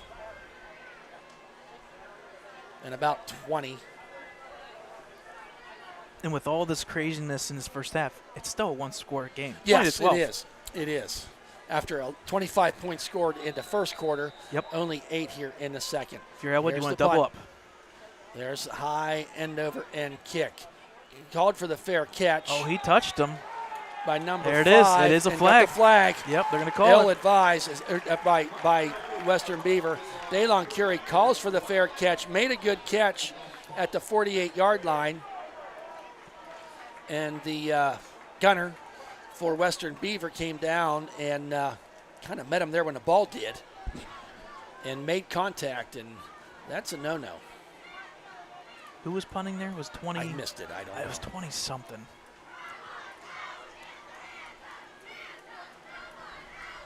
What?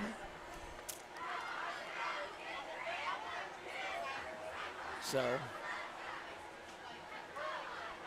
that's going to be a mark off. Yes, the official term is fair catch interference, and that's a big one. 15 yards, 1:01 remaining. That's huge. A huge defensive stand there by the Wolverines now with just 1 minute and 1 second. Chris Smiley back to pass. Gets resistance, throws it out there, and incomplete pass, and that's actually a blessing because if he'd have been in bounds, it would have kept the clock going. There was really no gain on the play. Currently, right now, Smiley has been getting some pressure upon him. And now 2nd down and 10, ball on the 32-yard line. I think you take the top off, Brad, and let Walters go up for it. Absolutely. Smiley in the shotgun, got 3 wide outs to the right.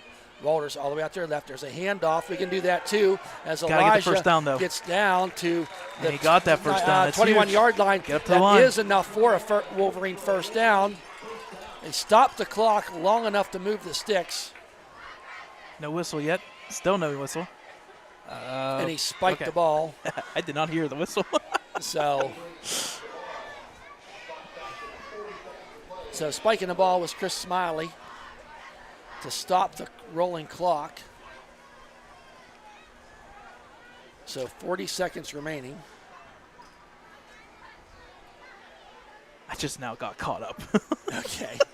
Kicker was number 25. And I'm sorry I missed that. No, you're okay. That don't you're help okay. you. That don't help you keep up when I miss that. That is okay. Packs and So- shorts. We'll have to remember that. 2nd and 10, ball on the 21-yard line for the Wolverines. Smiley back to pass. Got 4 wide receivers down the field. Throws it down there into triple coverage and batted away. Number 4. Number 4, Chris Kirkland, was down there. Daylon Curie was the intended receiver. So incomplete pass does stop the clock now. Going to bring up a 3rd down and 10.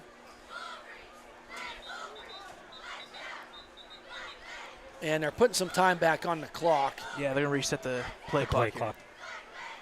So back to 25 seconds. Sorry, 20 now rolling. Yep, and they're rolling once you talk there. Smiley now. 3 wide outs to the right, 1 to the left. There's some handoff to Elijah, bouncing around the right side. Meets some resistance. There's a flag Yep. came in. Yep. Ugh. Yep. So Elijah gets some yardage, but I think it's coming back. If it's coming back, Wolverines offense better be ready because that's going to stop the clock, but it's going to roll afterwards. So McGee was in there to slow him down. The flag is just inside the 20-yard line. They're over talking to Busby. While there's a little conversation, Chris Smiley just went over, got the play already. They're ready. They gotta be. Gotta be smart like this. I love it. Yep. Because that's going to be a hold. The question is, do you send them back? I would, obviously, if you're asking me. Yes. Holding. Going to bring it back. So it's back to the 29. You replay third down now. Smiley in the shotgun. Back to pass. Finds his man, Daylon Curry. Coming out. He wants to get out of bounds and wisely does. It was Daylon Curry, not a huge gain on the play as he was chased out of bounds by Robinson was out there. So a gain of 6. Now 4th down and 16 with 16 seconds remaining. You count the Wolverines right now. You would have time to get off 2 plays, but you got to get a first down. Yep. To me, honestly, just send 3 wide receivers up there. Just chuck it up there, like you said, Thad. You get the ball back, just chuck it up. You never know, maybe pass interference. You got Walt back. There it is. You're calling for it. There's the fade. Going down deep. Elijah. Ball falls defense. Incomplete. No, and give him credit. Number 5. Number 5, Tyson Florence. You couldn't have covered that any better because there was no pass interference possibility there. He just was going for the ball and did not give Elijah the opportunity to get there. Yeah, so didn't hold, didn't ball do anything. over on downs. In the first quarter, that there wasn't really a whole lot of defense. We come into the second quarter and we get to the last. The Wolverines get to stop, and now Western Beaver gets to stop. Now you're sitting there with a 20-12 game.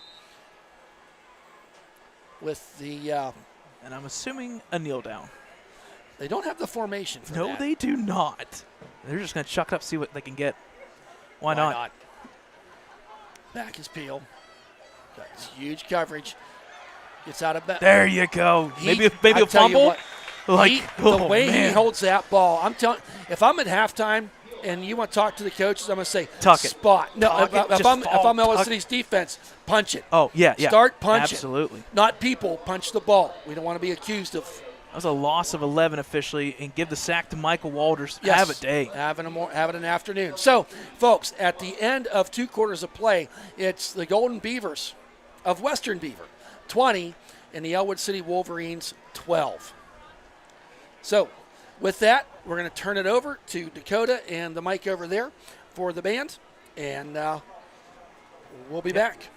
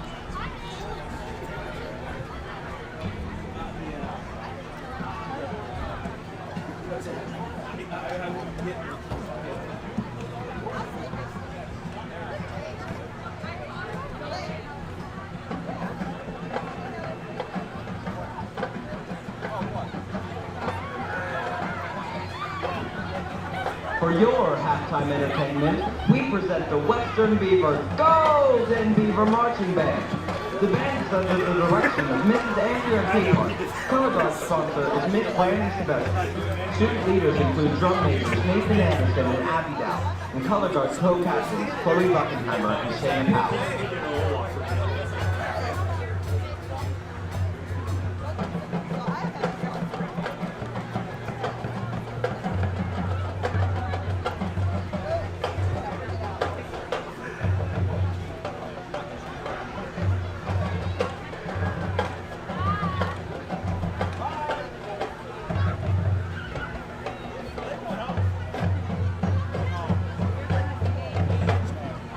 We are going to take you on a trip through the universe with our 2023 halftime show, The Sun, the Moon, and the Stars. We start our tour with a stop at the sun. In 1997, hit rock band Smash Mouth had a Billboard #1 hit with this song, Enjoy Walking on the Sun.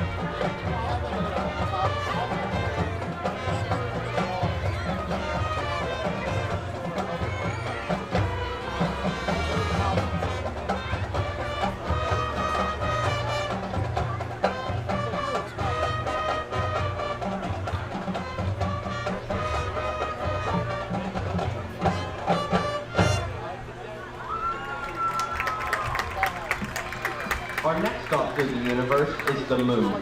This song was released on Van Morrison's third studio album, released in 1970. It was then released in 1977 as a single that quickly rose up the Billboard Hot 100 charts. Here is Moondance.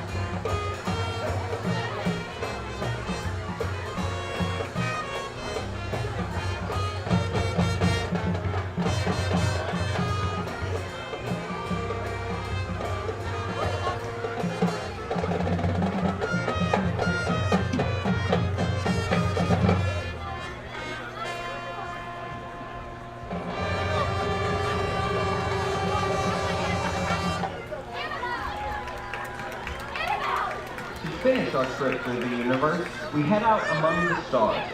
American pop rock band One Republic released this song as part of their third studio album in 2013. It reached #1 in several countries around the world. Here is Counting Stars.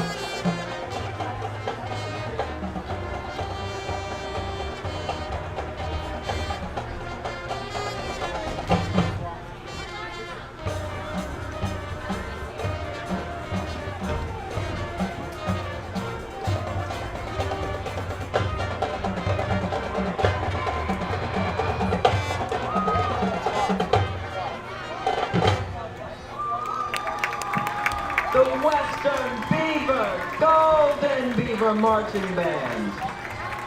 The Golden Beaver Band is sponsored by Joel Martin and Associates. From Scranton, Pennsylvania to Beaver County, J. Martin and Associates handles all your public school finance, accounting, and human resource needs.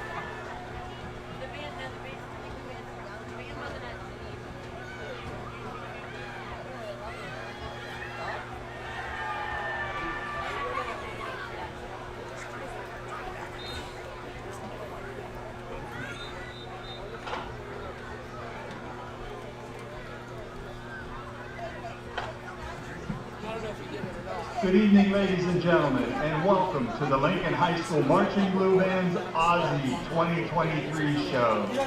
The 2023 Lincoln High School Marching Blue Band starts the show with a classic Black Sabbath hit, originally recorded as an afterthought during the recording of their first album.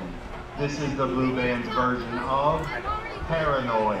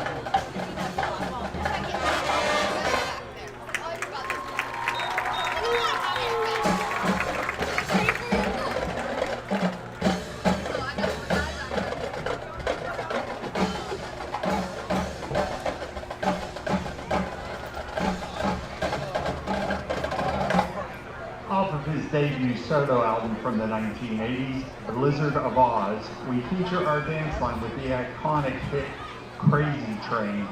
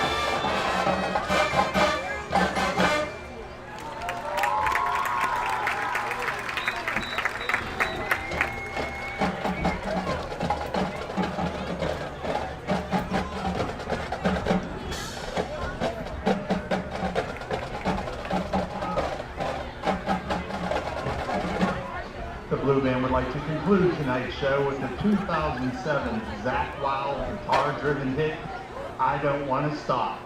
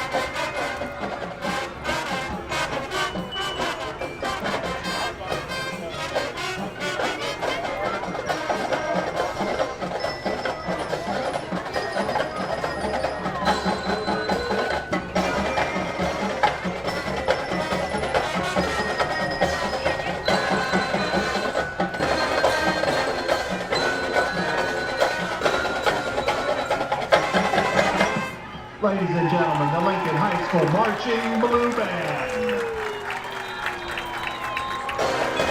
The Blue Band is under the direction of Mr. Lee Caldwell and Justin Miller.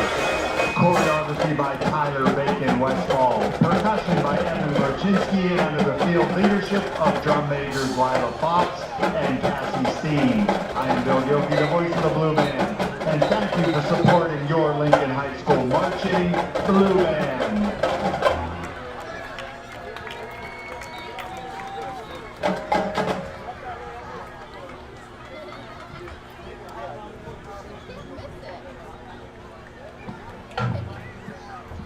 Ladies and gentlemen, the Blue Band Funk.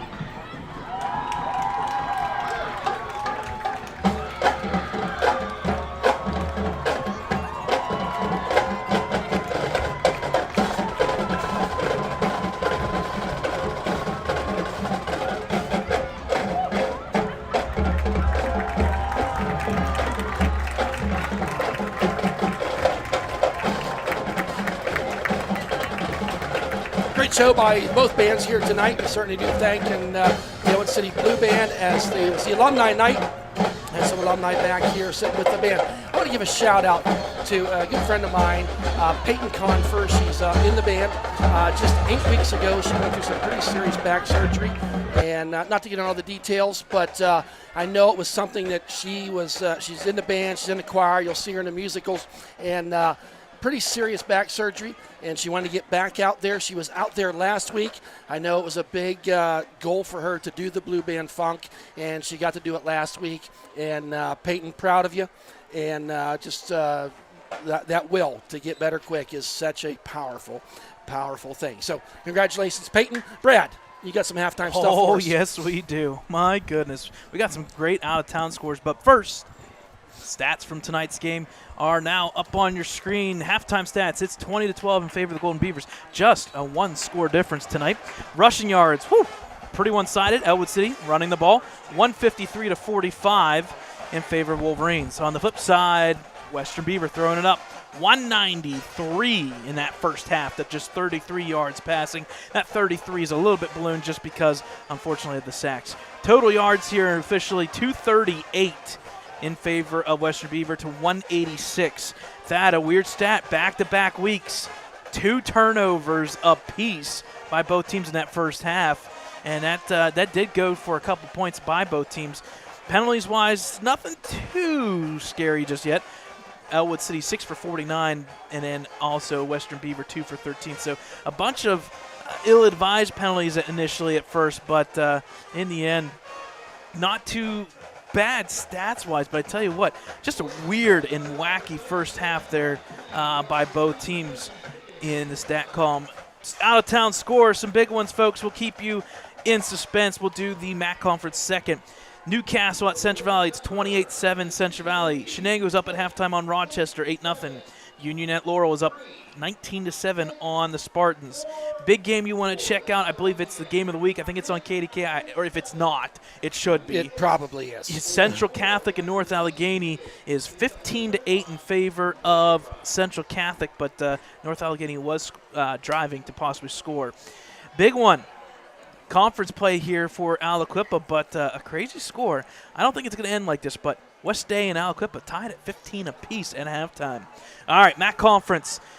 New Brighton is losing pretty rough there at Mohawk, 35-0. Freedom at halftime is up on Riverside, 14-7. Here, Western Beaver is up on Ellwood City, 20-12. And the shocker of the night, Neshannock is at Beaver Falls and up 20-6 in a game that had 3, I believe, if not 2, 3 pick sixes in that game. 20-6, Neshannock up on Beaver Falls. Thad, couple individual stats. Elijah Palmer McCain, 18 for 147. 1 touchdown, an average of 8.2, so good yardage by Elijah Palmer McCain. He's up over that 100 mark again. Tyson Florence, don't count him out, 8 for 63, 1 touchdown, 7.9 average. Javen Peel, the real deal. Javen Peel is 8 for 12, 193 for 2 touchdowns. That number could be a little bit bigger even yet with a couple of the penalties that kind of set him back on third down. Dorian McGee, 3 for 81, and Mikey Crawford, 4 for 67. Some big numbers there from the wide receiver and the passing game of Beaver Falls. That second half. So just about 50 seconds away here from kickoff of the second half. Got some time. Talk about the boys golf team. Oh, yeah. Perfectly timed there. Boys golf, they did have the section qualifiers. It was at Del Mar. We do appreciate Lawrence County Sports Network catching that one. Unfortunately, I do have this thing called work. Had to go to school, so unfortunately. You got 20 seconds. Yep. Yeah. Unfortunately, had to go to work, and great coverage, though, by the Lawrence County Sports Network. We had 4 players: Jordan Keller, Mitch Covert, Carson Capello, as well as Jackson Rosansky with a big eagle on number 17 to get in. So 4 individuals that will be at qualifiers, Willowbrook, first round, Monday night. So not sure what – oh, they're flipping the field. Yeah. Yeah. Teams are going in the wrong direction. Yes. So, I'm sorry, I didn't mean to cut you short there. Nope, Didn't realize you're that okay. we were going to have well, to. 27 seconds turned into about 40. It's okay. Perfectly fine. So, number 14 be kicking off for Jaden Winterhalter. And back to receive. Curtin and Pierce. So 23 and 26 now. Here's the run-up and the kick. Started the second half is underway. Deep kick. Taken at about the 7-yard line by Dante Pierce. He's got a hole. It closes quickly, but he keeps rolling his way forward. Gets it about to the 34-yard line. So about a 28, 29-yard return for Dante Pierce. So Wolverines set up shop, 1st and 10, ball on the 34-yard line.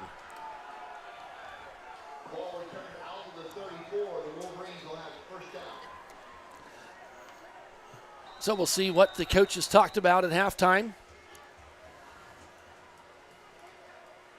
Logan McClymonds, the junior center, out over the ball. Got 3 wideouts to the left, 1 to the right. Smiley in a shotgun. Pass out there to Walters in space. And going to be taken down from behind, but falling his way forward. Number 5 in there, Tyson Florence. Boy, we sure do say his name a lot for Western Beaver. Limited that gain, but a nice gain, first down gain of 8 yards for Walters.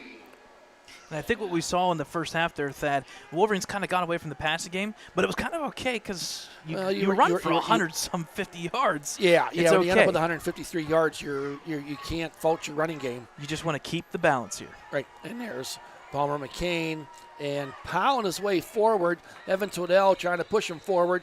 Blow the whistle dead, and he is going to get 3 yards, and that's going to be enough for an Ellwood City first down.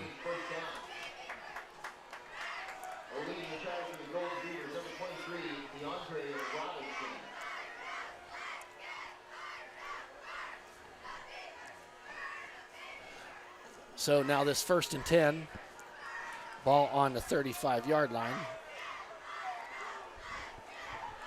Smiley in a shotgun. Quick pass out there this time to Declan Gray. Wants to come up that sideline, cuts it back in, and limit the gain there. He's going to get just shy of the 50-yard line as number 50, Jackson Liller, was in there. Mikey Crawford, give him credit in there as well. By the way, Thad Sturgeon alongside Brad Windhorst and Dakota Marshall. My wife informed me that I need to say my names more because she has friends at Western Beaver saying, is that your husband announcing? So there's a handoff to Elijah, and that time got piled up quickly. Number 58, he's a pretty good player. Dalton Summers in that linebacker position. So 3rd down here. Going to be a 3rd and 3.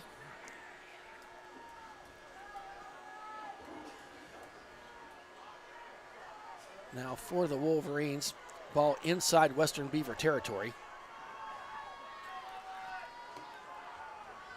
Waits the snap. Gets it. There's a handoff to Elijah. Gets that first wave. He wasn't touched for about 5 yards. The line did what they needed to do that time. He needed 3, got about 8. You got a slow individual here for Western Beaver. Official timeout. Yep. Yes. And that is number 2. Number 2 is Dante Green.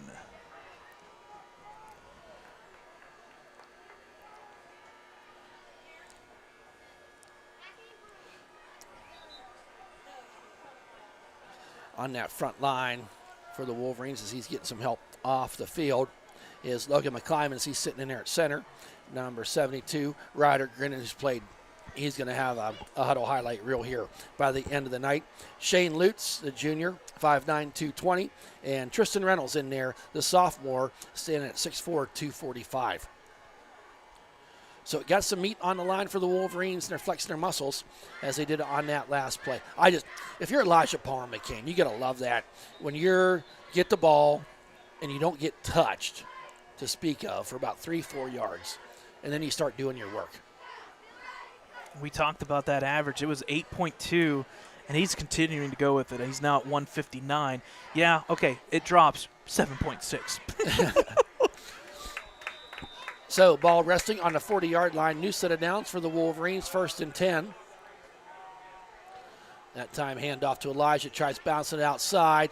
Tried to shirt tackle, did Western Beaver. Didn't happen as he fell his way forward for about 4 yards.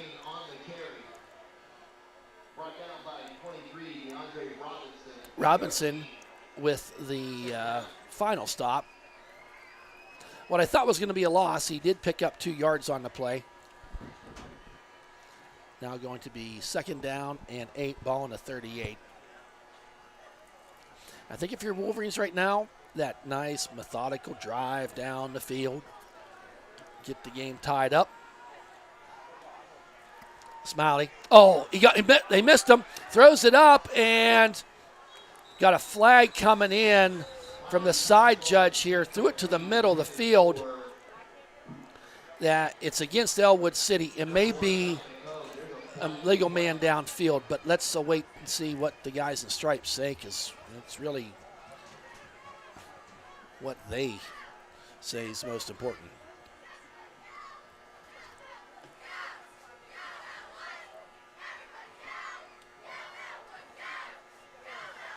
So await the call. Yes. An eligible receiver downfield, and when the timing of the plays get messed up like that, that's when we see that happen. So replay 2nd down, going to bring up a 2nd down and 13. Ball on the 43-yard line.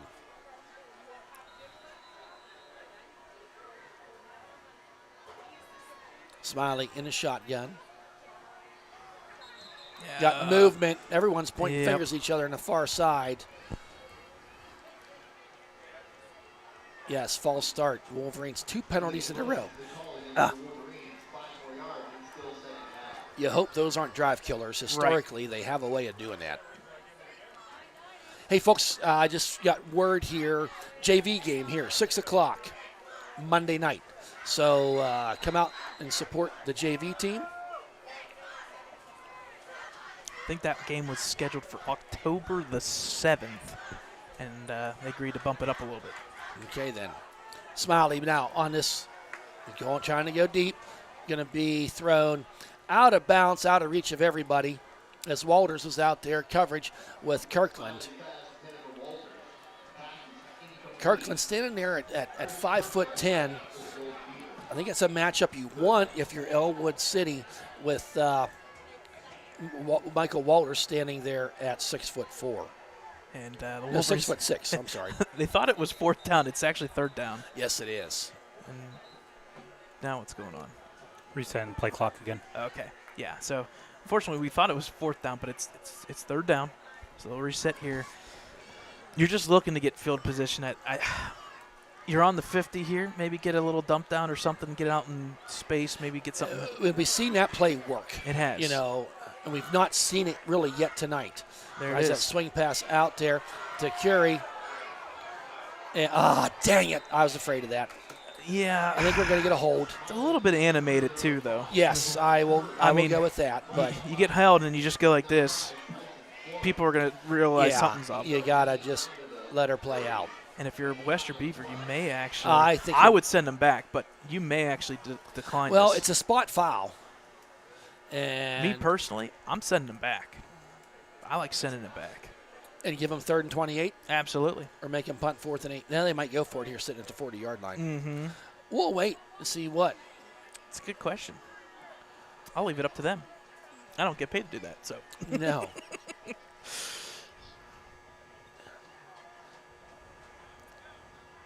And he agrees with you, Brad. They're going to push him back. I like it. So that holding call on the Wolverines, and it happened downfield. So really the 10-yard penalty only loses them about probably 4 or 5 yards. But anyway, now that brings up a 3rd and 20. Ball right at midfield and that beautiful EC logo. Smiley. A little trouble with the snap. He's going to get bottled up and thrown down by number 9.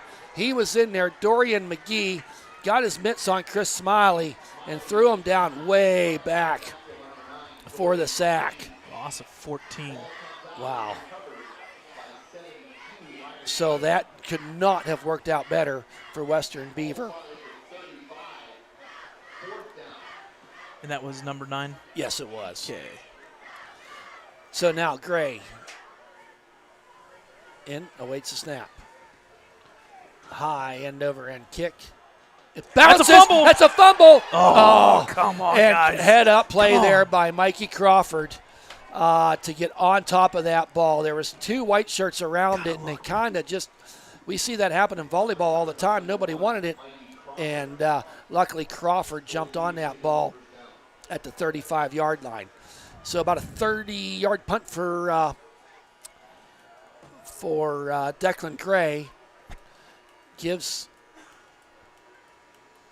the Golden Beavers. And that could, oh man, that could have been a game changer. Yeah, Oh, yeah. That's sometimes luck. You'd rather be lucky than good, and they got a little luck there. Now peel back, quick slant throws out there. That ball's too low, and going to be trapped. McGee was the intended receiver. I think Peel would love to have that pass back. just as Just much that as, time they stopped. Yeah, I was going to say, just as much as we would want to just have somebody look up for that punt return. Right. It's so close. So 2nd and 10, incomplete pass, stops the clock, 7:39 remaining. Back, delayed handoff, up the gut, he comes, there's That's a a flag, hold. that's going to come back. As number 5 keeps running. He fumbled the ball, and it was recovered.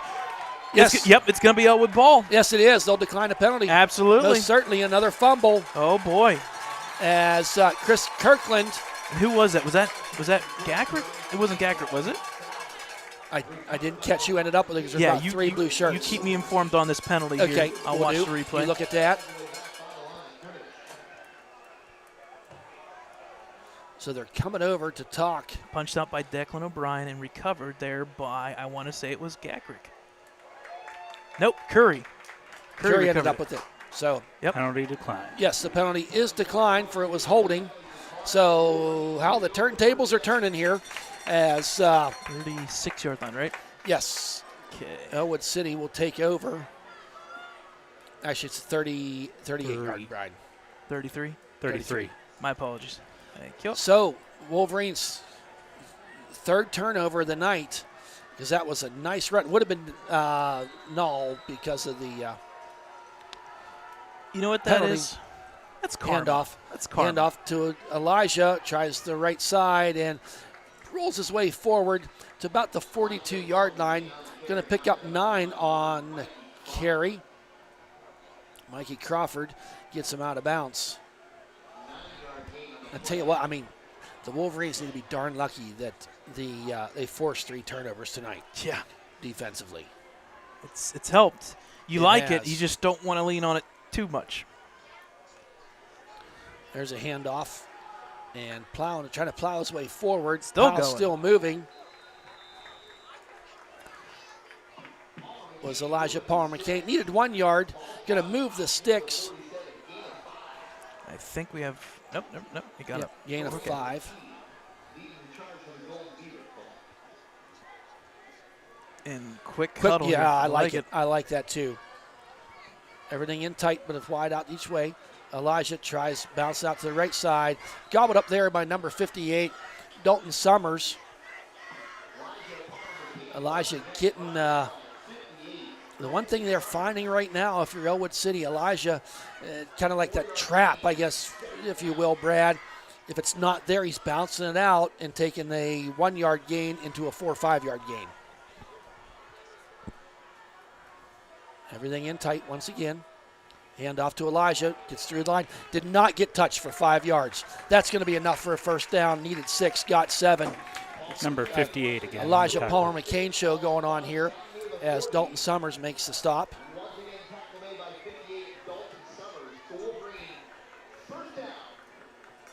So 3 quick first downs here on this drive for the Wolverines. There's another handoff this time to Dante Pierce, and he's thrown to the ground with authority by number 55. He's had enough of this, he says, is Dennis Harris. Going to pick up about 1 yard on that play. Going to bring up a 2nd down and 9. Ball resting on the 40-yard line.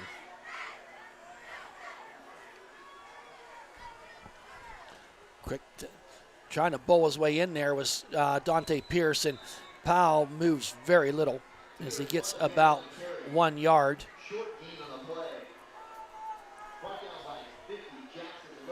Jackson Miller was down. in there. Got a player down. Appears to be a cramp. Got an injury timeout right now. Yep, and it's the individual that made the tackle there, and that was 50, Jackson Liller. So his trainer's out, kind of trying to get him stretched out.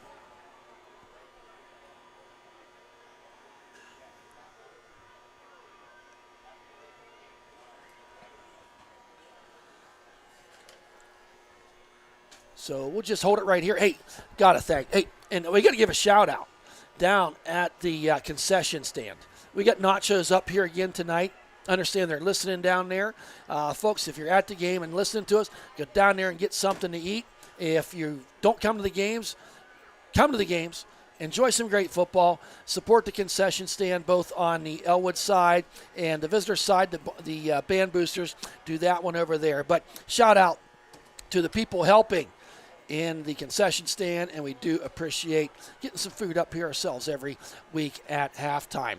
And if you would be interested in helping in the concession stand, check out the Ellwood City Football Boosters Facebook page, and don't be afraid to volunteer. It's not a pet peeve of mine, but you do not have to be a parent to be a booster.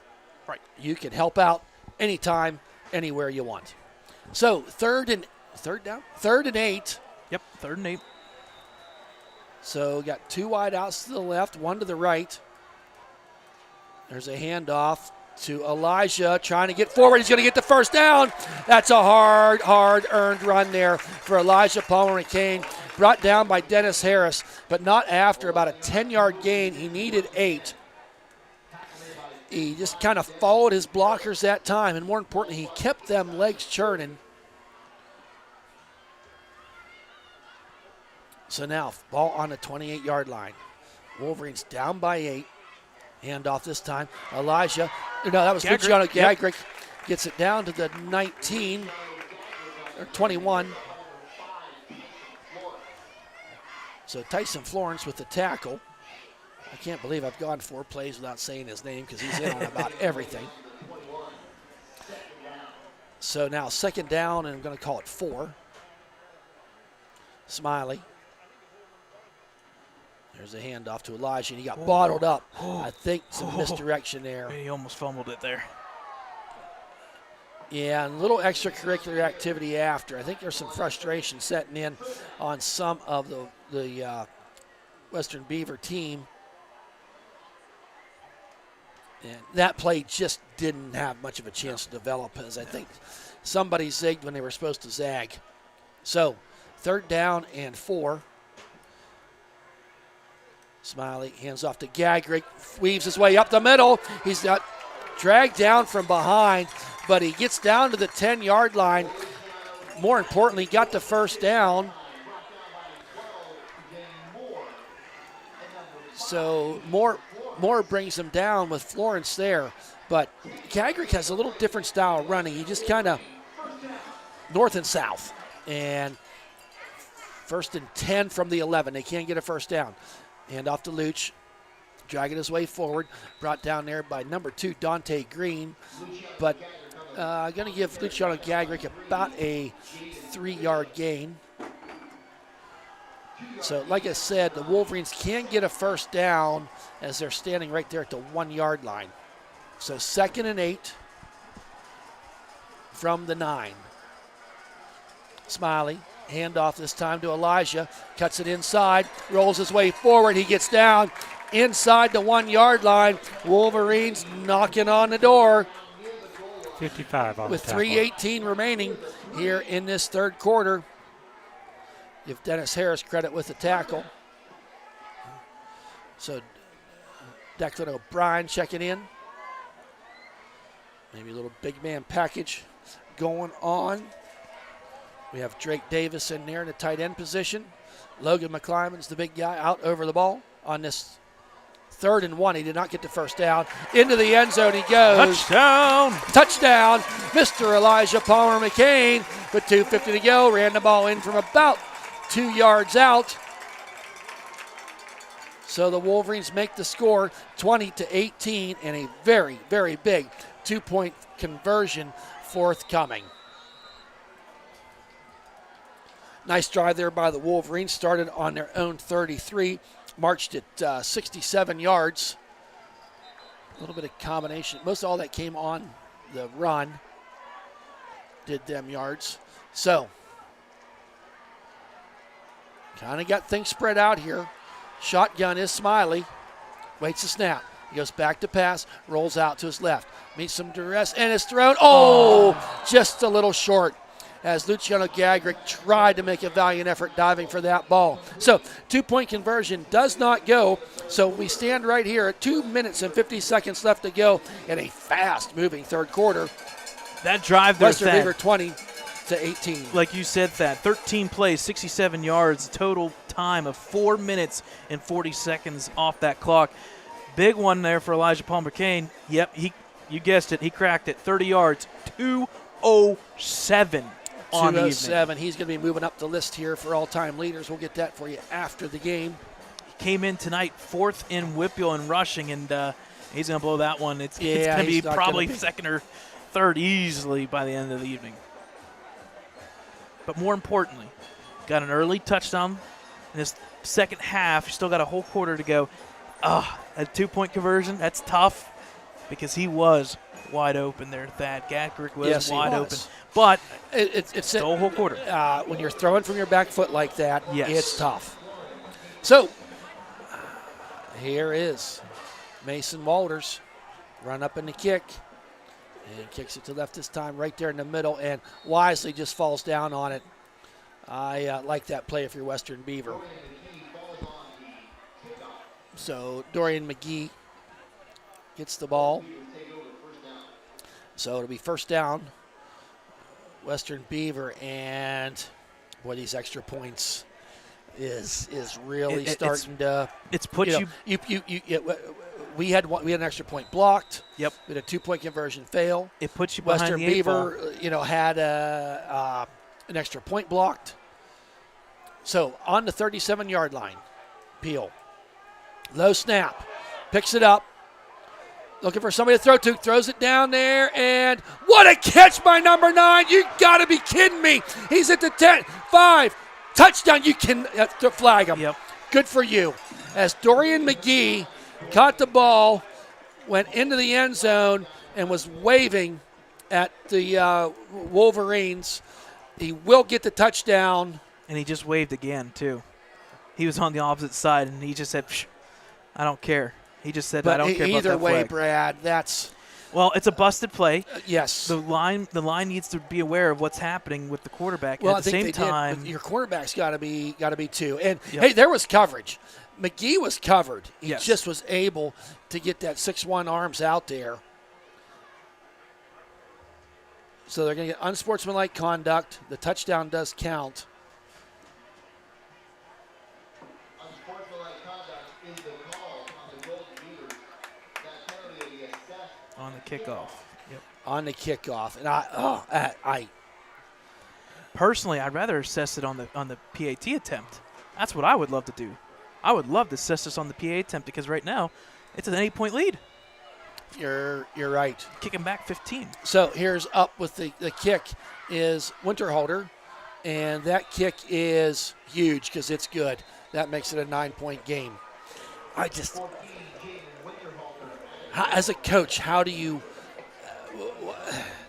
the taunting, when you get called for taunting as a coach, how do you not lose your mind? That is why I don't coach, because I would take that kid's helmet, I don't care if it's Ellwood, whoever, and throw it so far he would need a car to go get it.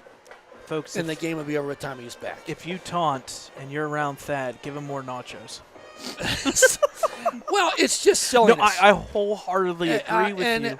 It's Don't do it. and it's There's no reason to do it. It's very telling. Because what of- does the scoreboard tell you? Yeah. Right now you're ahead. You're up by 9. That's all I you get it. have to- I get it. I know there's 17-year-old kids and they're going to do that stuff. But hey, if an Ellwood player did that, I would be saying the same thing right It's the now. same thing. I am, Well, I, it's I am happened a not couple times I in am the not a past. news media politician / thing. I can be an equal opportunity abuser. He brought politics into this? Oh, my gosh. We've got the whole show for Okay, LSU done. sports. Boom, boom. 27-18, 2:35 remaining. Here's the kickoff from the 25-yard line. High end-over-end kick. Taken there at the 27-yard line. Oh, and he lost his footing. That's a shame. He had some head of speed going ahead. Did number 23, Richard Cureton. But not bad field position for the Wolverines. 2:31 remaining. Lots of time left. You know, when I made fun of the politicians, so I didn't say one side or the other. I was being equal. It was my point. I know. Okay. I got something to drink. We're calmed down. So, 2:31 Snickers remaining. bars. It's 27-18. Oh, my. Smiley in the shotgun. There's a handoff to Luciano Gagrick. He breaks it. He's at the 50. The 45 goes out of bounds to the 43-yard line.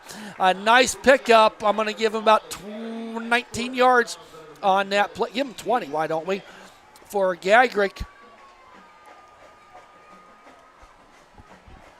So, first down for the Wolverines. Officially the 42. Yep, that's 20 yards.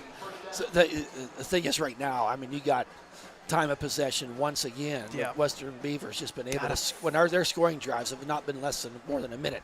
There's Gagrick, makes the first wave miss, but he's going to be taken down there after about a 4-yard gain, and someone is hurt down. He's in obvious pain. Is number 77, Shane Lutz. Number 5 on that tackle, Brad. Yep, tackle was by Florence. But starting lineman Shane Lutz, That is not what Ellwood City needs. the junior.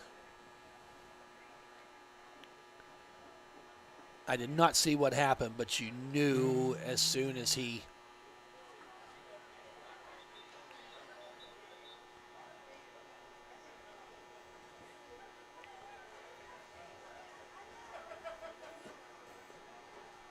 looking like a cramp. I guess anytime I see him pick their leg up like that, you know you don't think it's a knee. Yeah, if you watch the replay, he drops on a dime.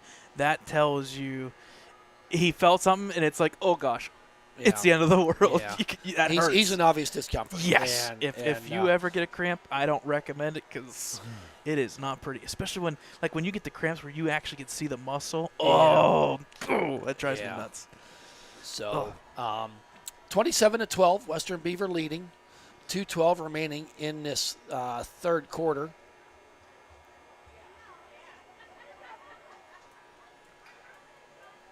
As they're tending to junior Shane Lutz out there.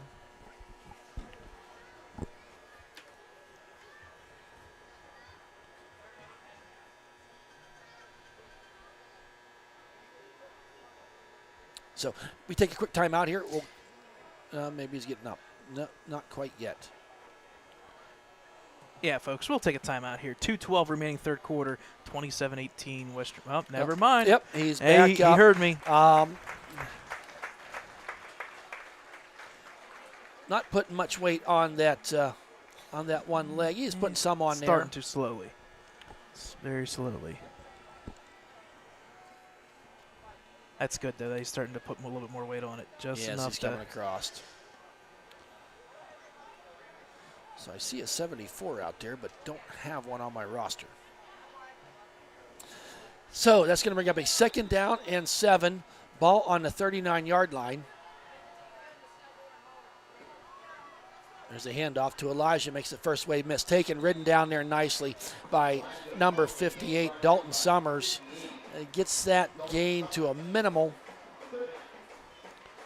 Really no gain actually on that play. So big 3rd down and 7 here for the Wolverines.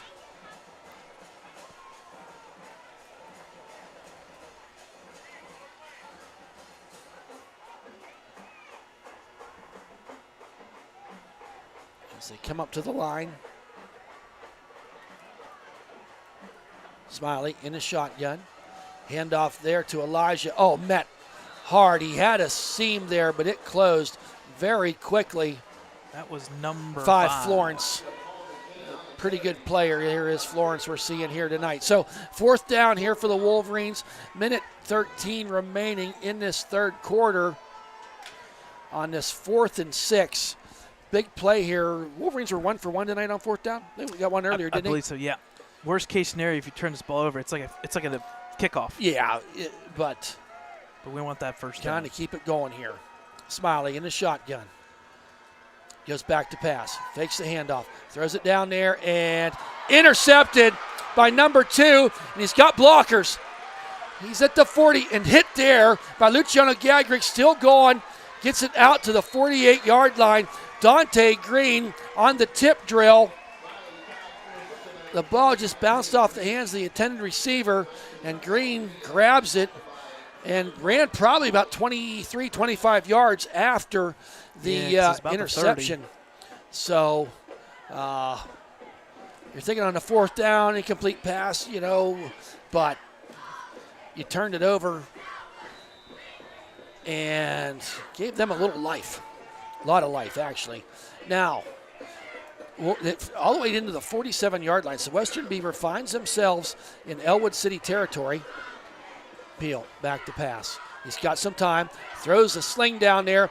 Finds number 1. Makes a man miss. Got to wrap him up, guys, as Mikey Crawford did not want to go down. Takes it all the way down to the 26-yard line. A 21-yard gain to Crawford. Got a lineman for another cramp going on here for Western Beaver. He was trying to get off the field. Was number 52, Colin Reeder, 5'10", 265 junior, one of the bigger players on that front line. But he is laying there at about a 48-yard line in some discomfort. So the Wolverines right now, you're down by 9, and you got Western Beaver sitting there with the ball at the 27-yard line. Boy, if you're going to talk about a stop, you really need one right now in the waning seconds of this 3rd quarter. It's just every pass play, the amount of time that Peel has, he's making good awareness, making good plays here, but when they catch it, they're gone. It's just a missed tackle and it's gone. How do you say this? If it was basketball, you'd call it street ball. If it was, it's just really. They're obviously drawing up plays and doing things, but it just looks like they're. Well, what's crazy about it is you're basically telling somebody just go out, we'll throw you the ball. That's it. Right. And it's working. And it's not a knock. I will say it looks like they're might be going for the ambulance with this one. Yeah, they're calling. Oh, really? Yeah, it looks like they're calling in somebody the here. coach is going over to that side trying to get someone. Yep. For the cart. Yep, so they are calling in the cart here. See, I saw him stand up, and he was hopping a little bit.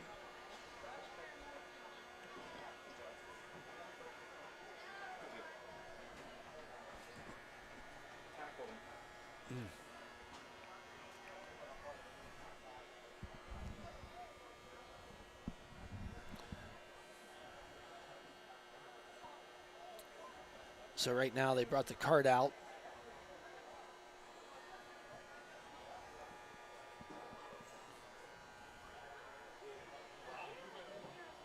I said it was number 52, Colin Reeder, correct?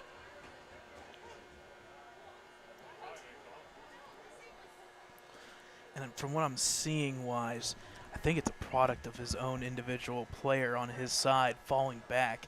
Both linemen got hit back. The one fell down, and the one came right over on top of him, and they hit leg to leg. Okay. Yeah, I think he got rolled up on, unfortunately, by his own individual there. Yeah, he is standing. No weight on that leg. No weight at all. He's trying to get to the cart. He is sitting on the cart right now.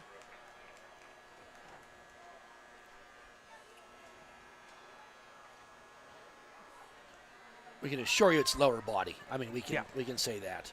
And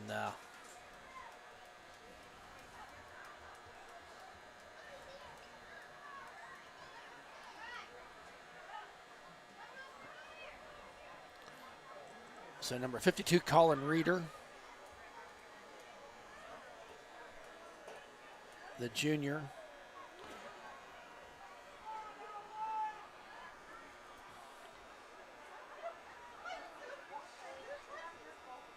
So they're getting him to the sidelines. So we're going to be back to play here. We'll keep you updated if we hear anything at all about that. And had a stoppage in play.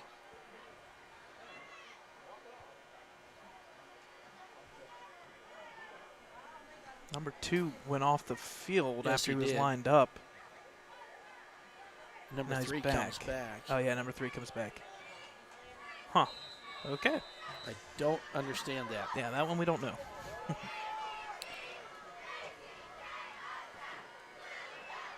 So now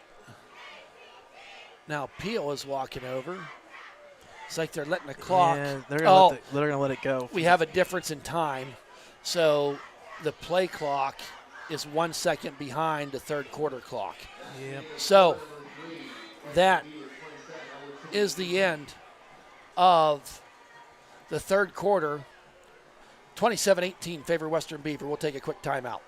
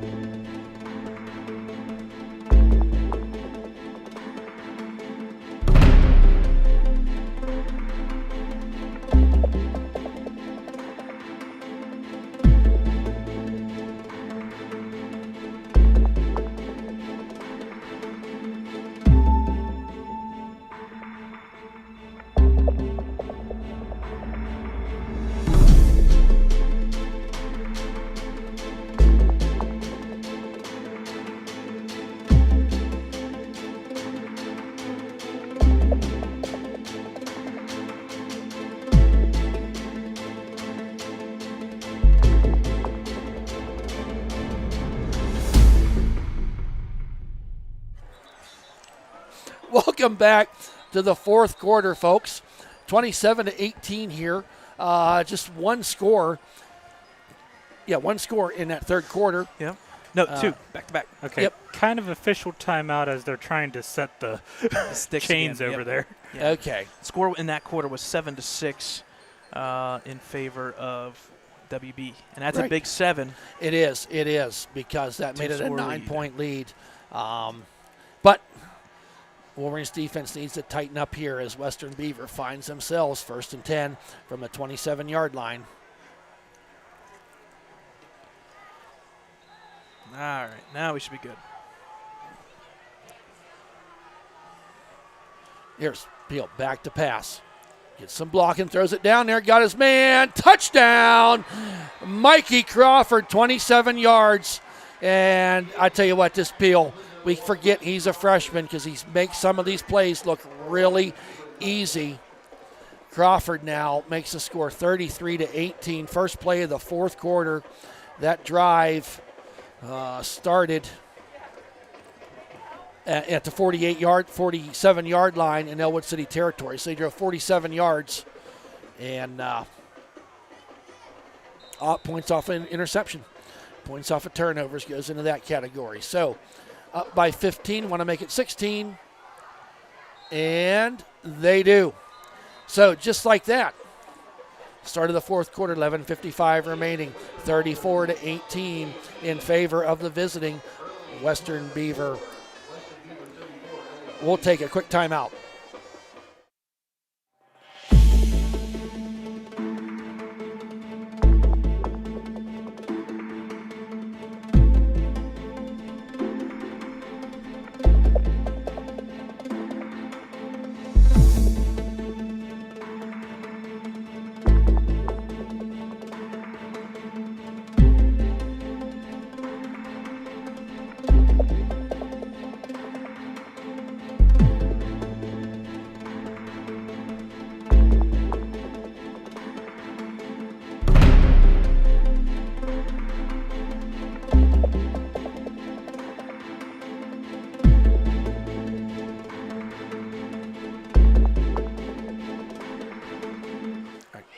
Welcome back, folks, as that 47 scoring yard drive capped off by the 27-yard touchdown pass to Mikey Crawford.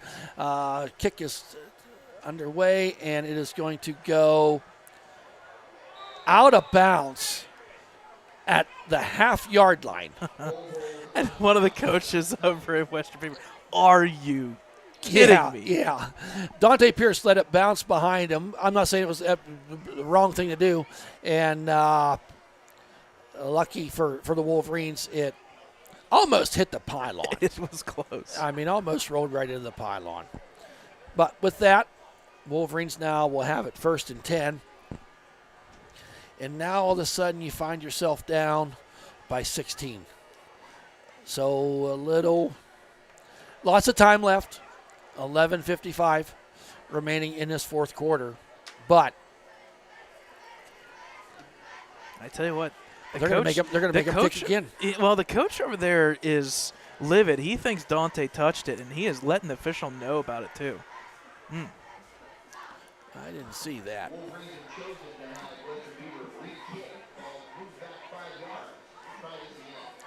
So now they're going to be kicking from the 35.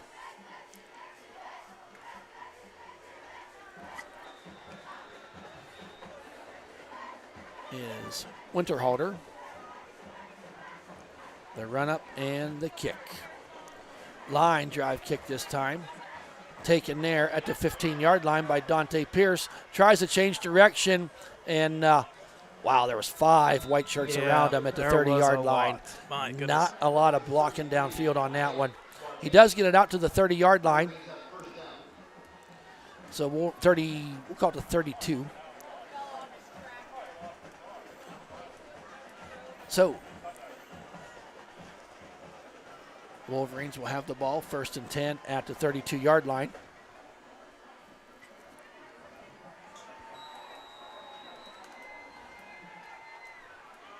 Smiley's going to be in a shotgun. 3 wide receivers to the left, 1 to the right. Quick pass out there to Walters, and yeah, that ball hit the ground, but they called it a backward pass. No, they're going to say it was forward. Because it was forward, and they're going to say that maybe he possessed it when it hit. Because, well, it should have been. Really, it was. Yeah. Anyway, they lost a yard on the play. Yeah. I thought it was an incomplete pass. The Wolverines have really tried that a number of times tonight. That quick pass out there to the right or the left. Smiley now. Hand off to Elijah. Met there and gobbled up by number 58. He was ready for him that time. It was Dalton Summers. Really pick up of about 2 on the play. Man, if you're the Wolverines, you do not want to just give up that scoring drive and come in with a 3 and out. And you're sitting there on 3rd and 9. One of the difference from the first half to the second half, that first half, we had a lot of 2nd and 5, 6 or less. You play behind the sticks. And this time, it's just. So, 3rd and 9, ball on the 33-yard line. Back to pass is Smiley. Wants to go downfield. Meets some pressure. Throws it up. Goes all the way down there. And through the hands of Walters. And number 4 was there in coverage, Chris Kirkland. Some Ellwood City faithful from Wolverine Nation here at the game was kind of hoping for, or thinking there should have been a pass interference on that play. So now, 4th and 9 punt formation, a quick 3 and out there for the Wolverines.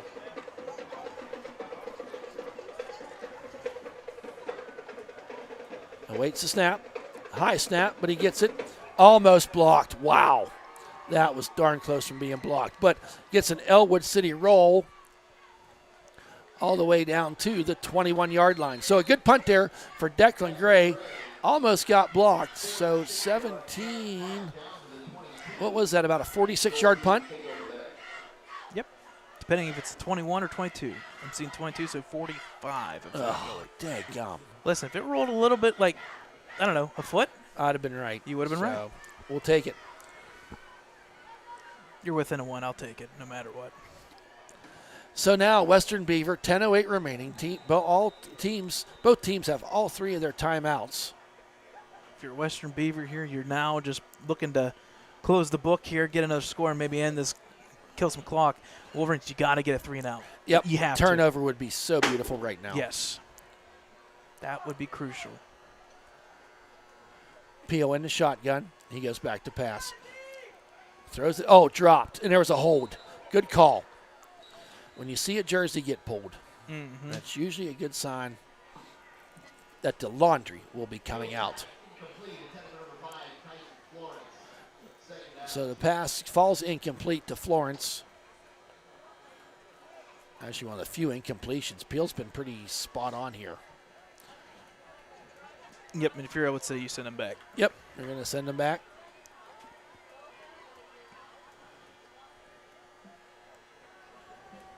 Trent Schilling just checked into the game.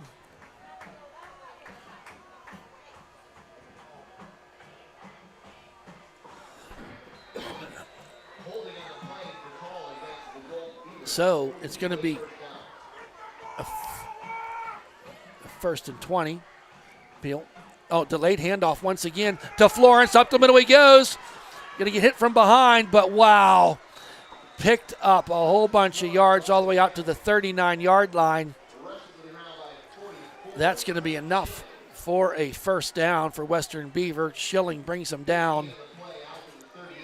How many did he gain on that one? They said officially the 38 says 26 yards. They did that delayed handoff in the last drive. A couple plays, yep. Yep. You're not expecting it when you throw for you're catching him off 250 guard. some yards. Is that what he's up to? Yeah, it's somewhere more than that, I would think. There's a handoff this time to Florence and gobbled up in the backfield. Daccio is in there for the stop.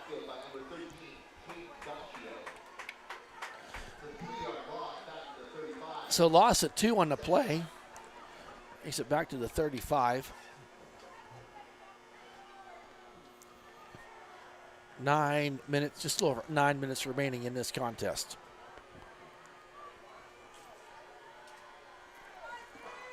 Peel, the freshman, under center this time. Pitches it out there to Florence. Hit hard. Oh, my goodness. Trent Schilling gets him to stop. I'm glad they both got up, quite honestly. Agreed. I'm there that with was you. one of the harder hits we've seen. Lost 1 on the play. Wow. I'm so glad that wasn't you or me. Yeah. We wouldn't even be getting up. We would be done. That end. Day would be over.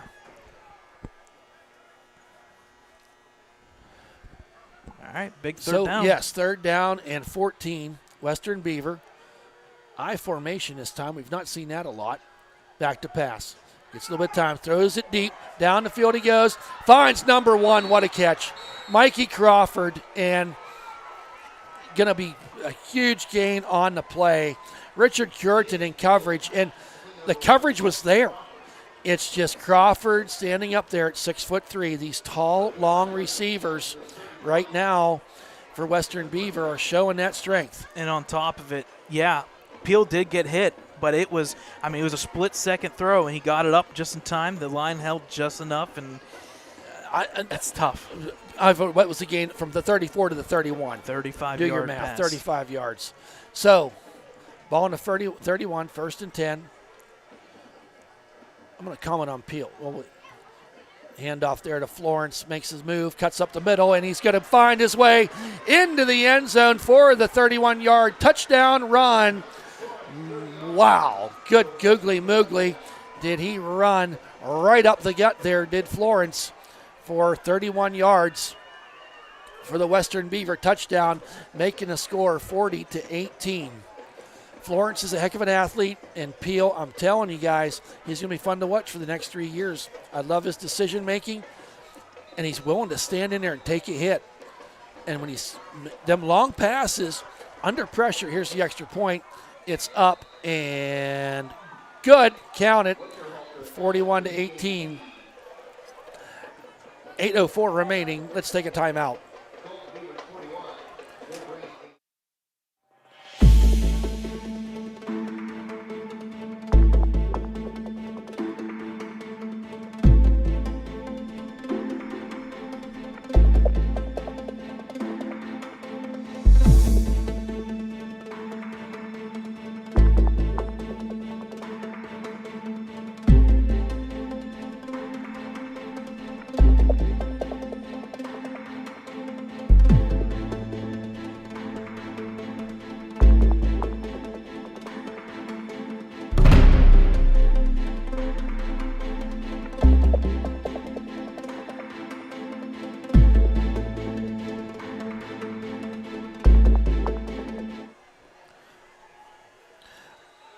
Welcome back, folks. Western Beaver on that scoring drive. Here's the run up and the kick. And it's going to be taken there by Dante Pierce at the 14-yard line. He's got a little bit of a hole. Makes a man miss. Up the field he comes. Hits his own man. Keeps them legs driving for all the way out to the 50-yard line. 35-yard return there for junior Dante Pierce. Made a nice run. Brought down there by number 6, Kai Hudson. So now Ellwood City down 23 points, 7:53 remaining.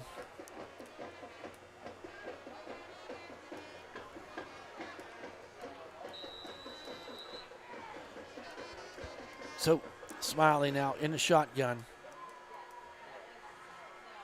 Hand off to Dante Pierce, zigs and zags, and he's going to get positive yardage, about 7 yards on the play.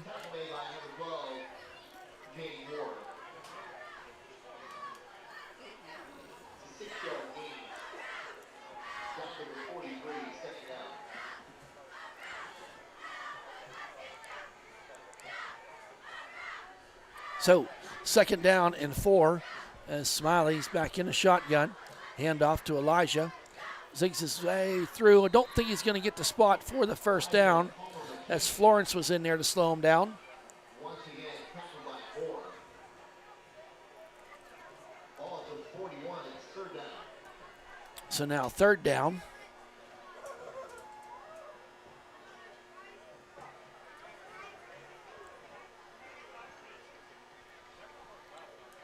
In the shotgun, hand off there to Elijah.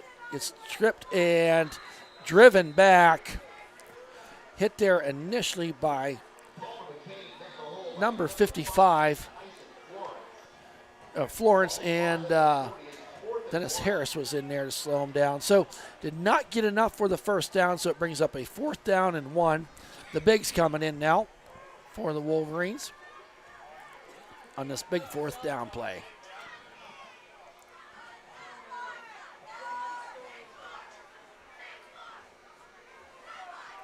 Smiley under center. Behind him, Elijah. Hands off to Elijah. Oh, I'm afraid we pre-snap penalty. That's usually not good for the offense. Oh, he pointed against Western Beaver, though. Oh, he did? Yeah, this is going to be against Western Beaver. He was offsides. Did the kid line? I didn't see movement. I think he lined up offsides. They're Yeah. calling encroachment, as that's going to be an automatic 1st down for the Wolverines.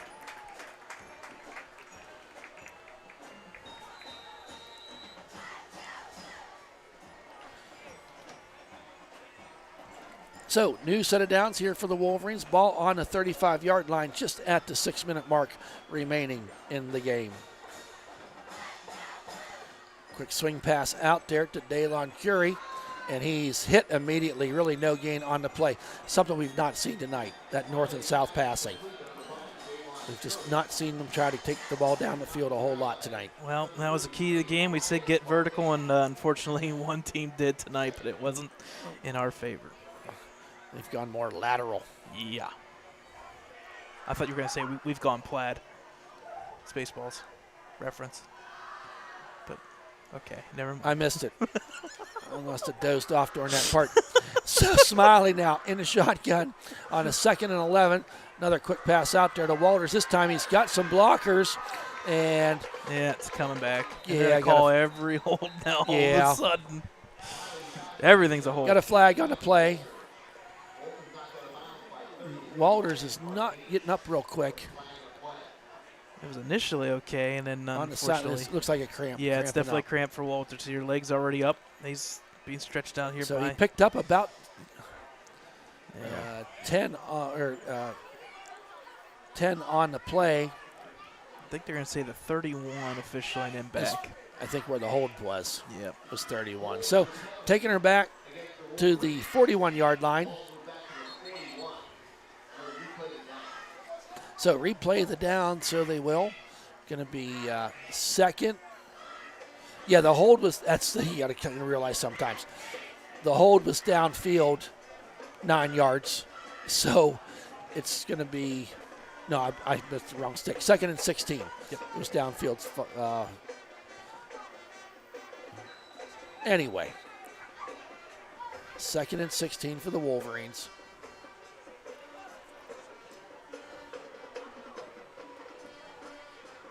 Smiley, handoff there to Elijah. Stutter steps and met quickly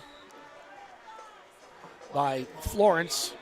He's got to be the leading tackler for Western Beaver here tonight. He officially has 11 tackles. Summers right behind him with 10. Okay. Big numbers.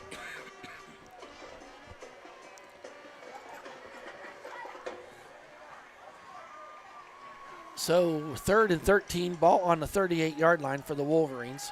Thad, there's not many games that you have 16 first downs compared to only 8, and you're losing 41-18. Wow. 16 to 8. Well, we had that in the Beaver Falls game a couple years Yeah. ago where they had 5 first downs the whole game. Yep. So play clock running down. And I think they just burned a timeout. Yep. No, they did not delay a game. I didn't see a flag thrown, but Far judge Yeah. over by the cheerleaders. so going to knock them back another 5 yards. I think it's safe to say the wheels have kind of fell off the Wolverines offense just here a little bit. in this second half. We knew we were going to run into a juggernaut on a team that would just throw nonstop. We'll have the Well, numbers, and but whew. But we got to do this next week with Mohawk. Yep. There's back again of Smiley. Gobbled up and taken That's a down. face mask by a Face mile. mask. Yeah. Okay. At least they got that Yeah, one. Ray Charles with Helen Keller spotting for him could have saw that face Wow, mask. what a combination. I'm going to hear about that one tomorrow. It was easy to see. Listen, I'm going to pick on it because he knows what I'm talking about. Bill Baker. He calls it as it is. Every single phrase you say, I hear it sometime really? the next week. Okay. Absolutely. All right. And he's doing the tickets over there. So he goes back He and goes watches home it. and He knows watches. what's going on. So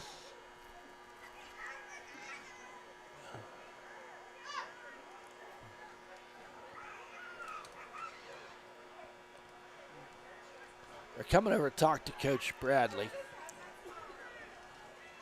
And he talked to Palmer, too. Yeah, and they Which were was talking weird. to one of the And yet they're walking back. So they must be. Don't tell me they're going to call a hold. You watch, it's going to be offsetting holding in a face mask. And I just wonder. I think they just called something on Curry.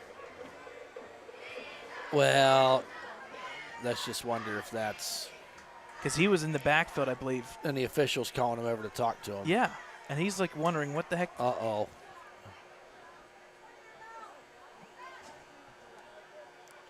He's taking his helmet off. Yeah. I think he's been ejected. Unfortunately, I think so.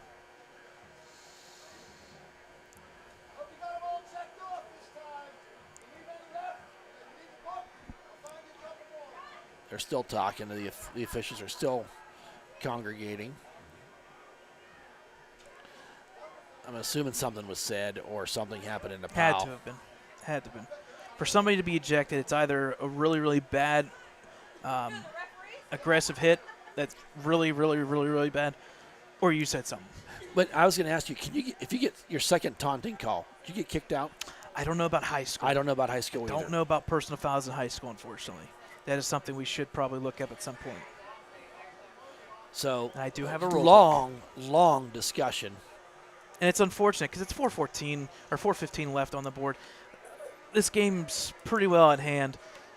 Let's just finish. The problem this off. is if you get ejected, you have to sit Yeah, out. well, you sit out a game and it's potentially turned into a Here we two-game. go. And Personal foul, face mask against Ellwood City. No, okay. He corrected it. He corrected it. Dead ball foul, unsportsmanlike conduct against Ellwood City. Yep, there you go. So Curry, unfortunately, is ejected, and Yes. that's going to cost him next week. Full game or just a half? No, full. Okay. And it could be turned into a 2, depending on how it works. Well, we'll cross that bridge when we come to it. The only thing, and I know viewers from Western Beaver probably have no clue what we're talking about. Carlinton. I wish we would have a follow-up because if you recall, somebody was ejected in that game, but we never heard the call Right. in that one. Right. I know that's going back, and I know he said, she said, that kind of thing, but still, I'd like to know But anyway, what's said. So now the question is, well, they're offsetting, but moving the ball way downfield. well, I'm wondering, are they're going to mark it and then come it back? Yeah, and then they're come back? going through the formality Yeah. of. So it should be a Well, the read problem down, is right? it should. Or is it going to be after The the thing play is, then? Brad, they don't offset, do they? Because it was One it was was off. After dead the ball, play, dead ball foul. Yeah. So I think they marched off the 15 for the face mask. Right.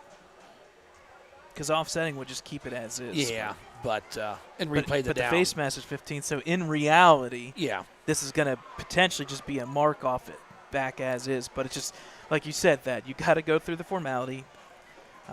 These officials are being judged by people as well, so Right. they got to do it correctly, Right. and as they should. And However, I'm there glad was they a do. long delay.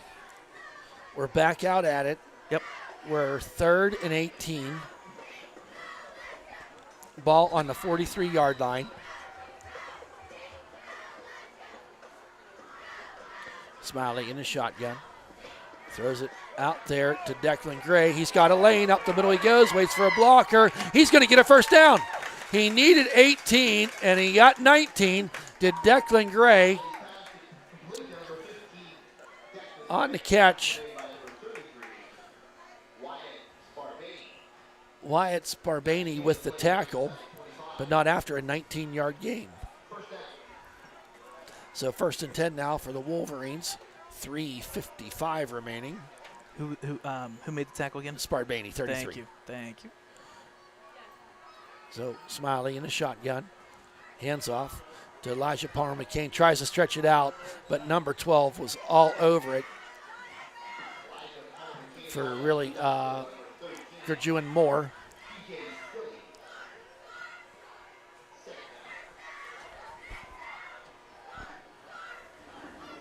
So loss of 3 on the play.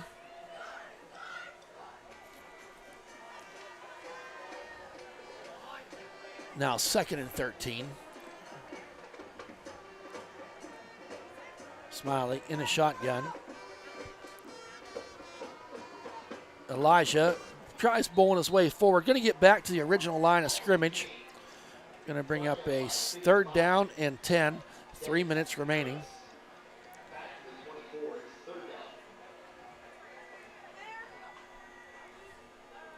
Just under 3 minutes to go here on this 3rd and 10.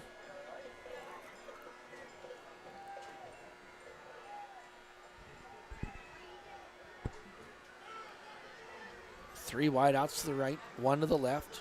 Sidecar to his left, Elijah. Smiley fakes a pass. Nice throw underneath there, and not able to get his mitts on it was Declan Gray. Would have been minimal gain at best on that play. So now 4th down. The chances are becoming slim to none for the Wolverines. And Slim just left town. 2:28 on the incomplete pass stops the clock.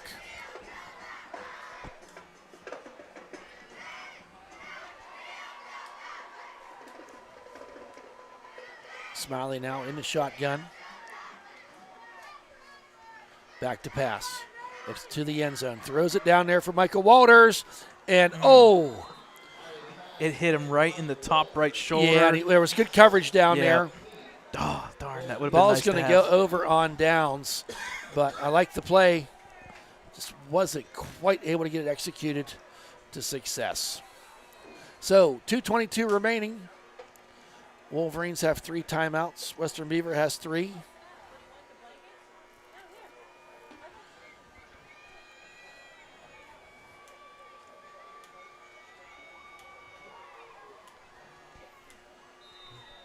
So Deuce is up there, 2:22. Western Beaver now just wanting here to run out the clock.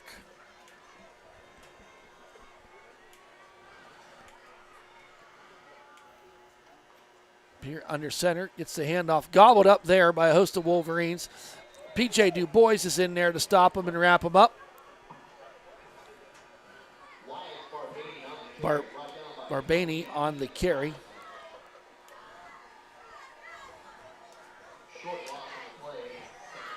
So not much gain on that one.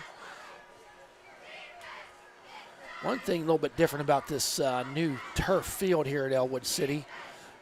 When new players come in and haven't played yet in situations like this, we don't know who they are because the uniforms are all clean. So Timeout, Ellwood City. Yep, timeout. Ellwood. Hey, during that timeout, Brad, I need some sponsors shouted out too. Great sponsors here for Ellwood City, our Champions Club, Dave's Hometown Shop and Save, Mata Heating, Air Conditioning, Mary Jo's Catering, Dooney Memorial Scholarship, Johnny's Pizza Shop, Ellwood City Transit, and Armstrong. There are $1,000 sponsors. Touchdown Club, Diamond Dance Academy, The T-Box, Signs by Sam, The Color Center, Venezi Sporting Goods, D4 Property Services, Campers and RV, and of course our Field Goal Club, Allen's Lawn Care, Samuel Pagonis Chiropractic, Air Physical Therapy, Allied Rubber, Youngblood Paving, Steffler Window Cleaning, Spokane Orthodontics, Gagrick Brothers Painting, Myers Auto Group, Mobros Lawn Service, and we'll get this play out of the way. On this 2nd and 11. New quarterback in there is Nathan Villa. Pitched it out there to number 33 around that left side. Going to make a man miss, and he's going to get a first down and be driven out of bounds by number 3, Tyler Amicone.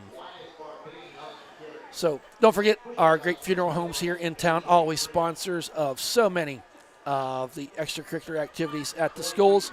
Teola's Funeral Home, Joseph Toman Jr. Funeral Home, and Turner Funeral Home.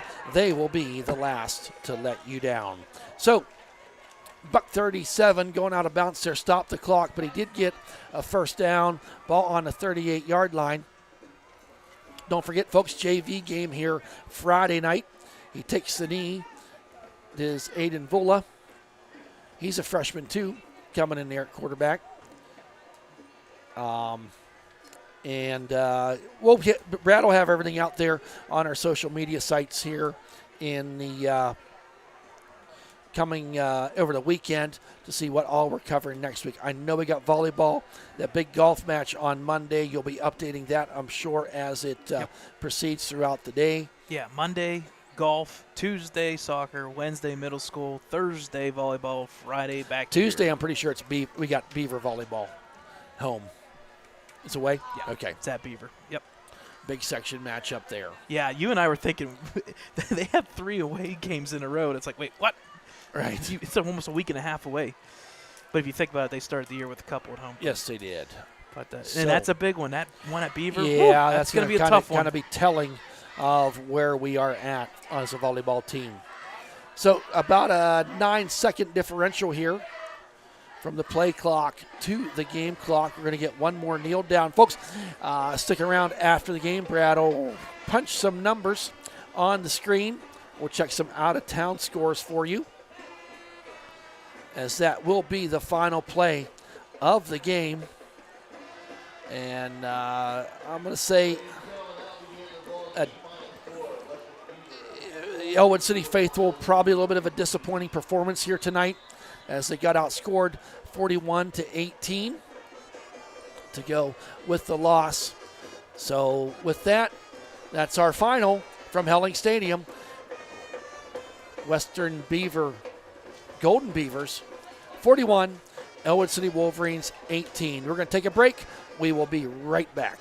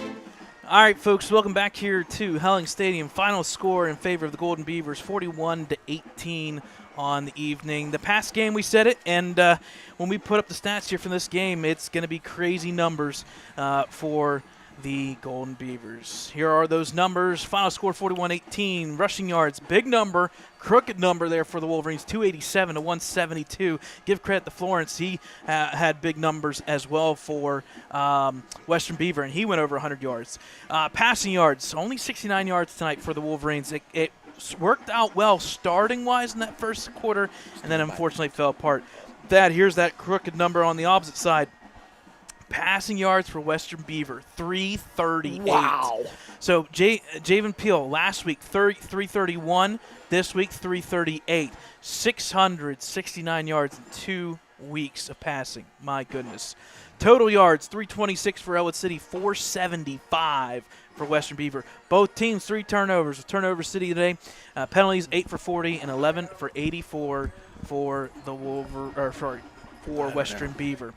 So there are your game stats. A couple individuals. Tyson Florence, 13 carries, 144. Elijah Palmer McCain, 38 carries, 216. Finished with a 5.7 average. Give credit to Tyson Florence, 11.1 average. Are you kidding me? Yeah, he finished strong. Passing-wise, Chris Smiley, 10 for 21, 69, 1-1.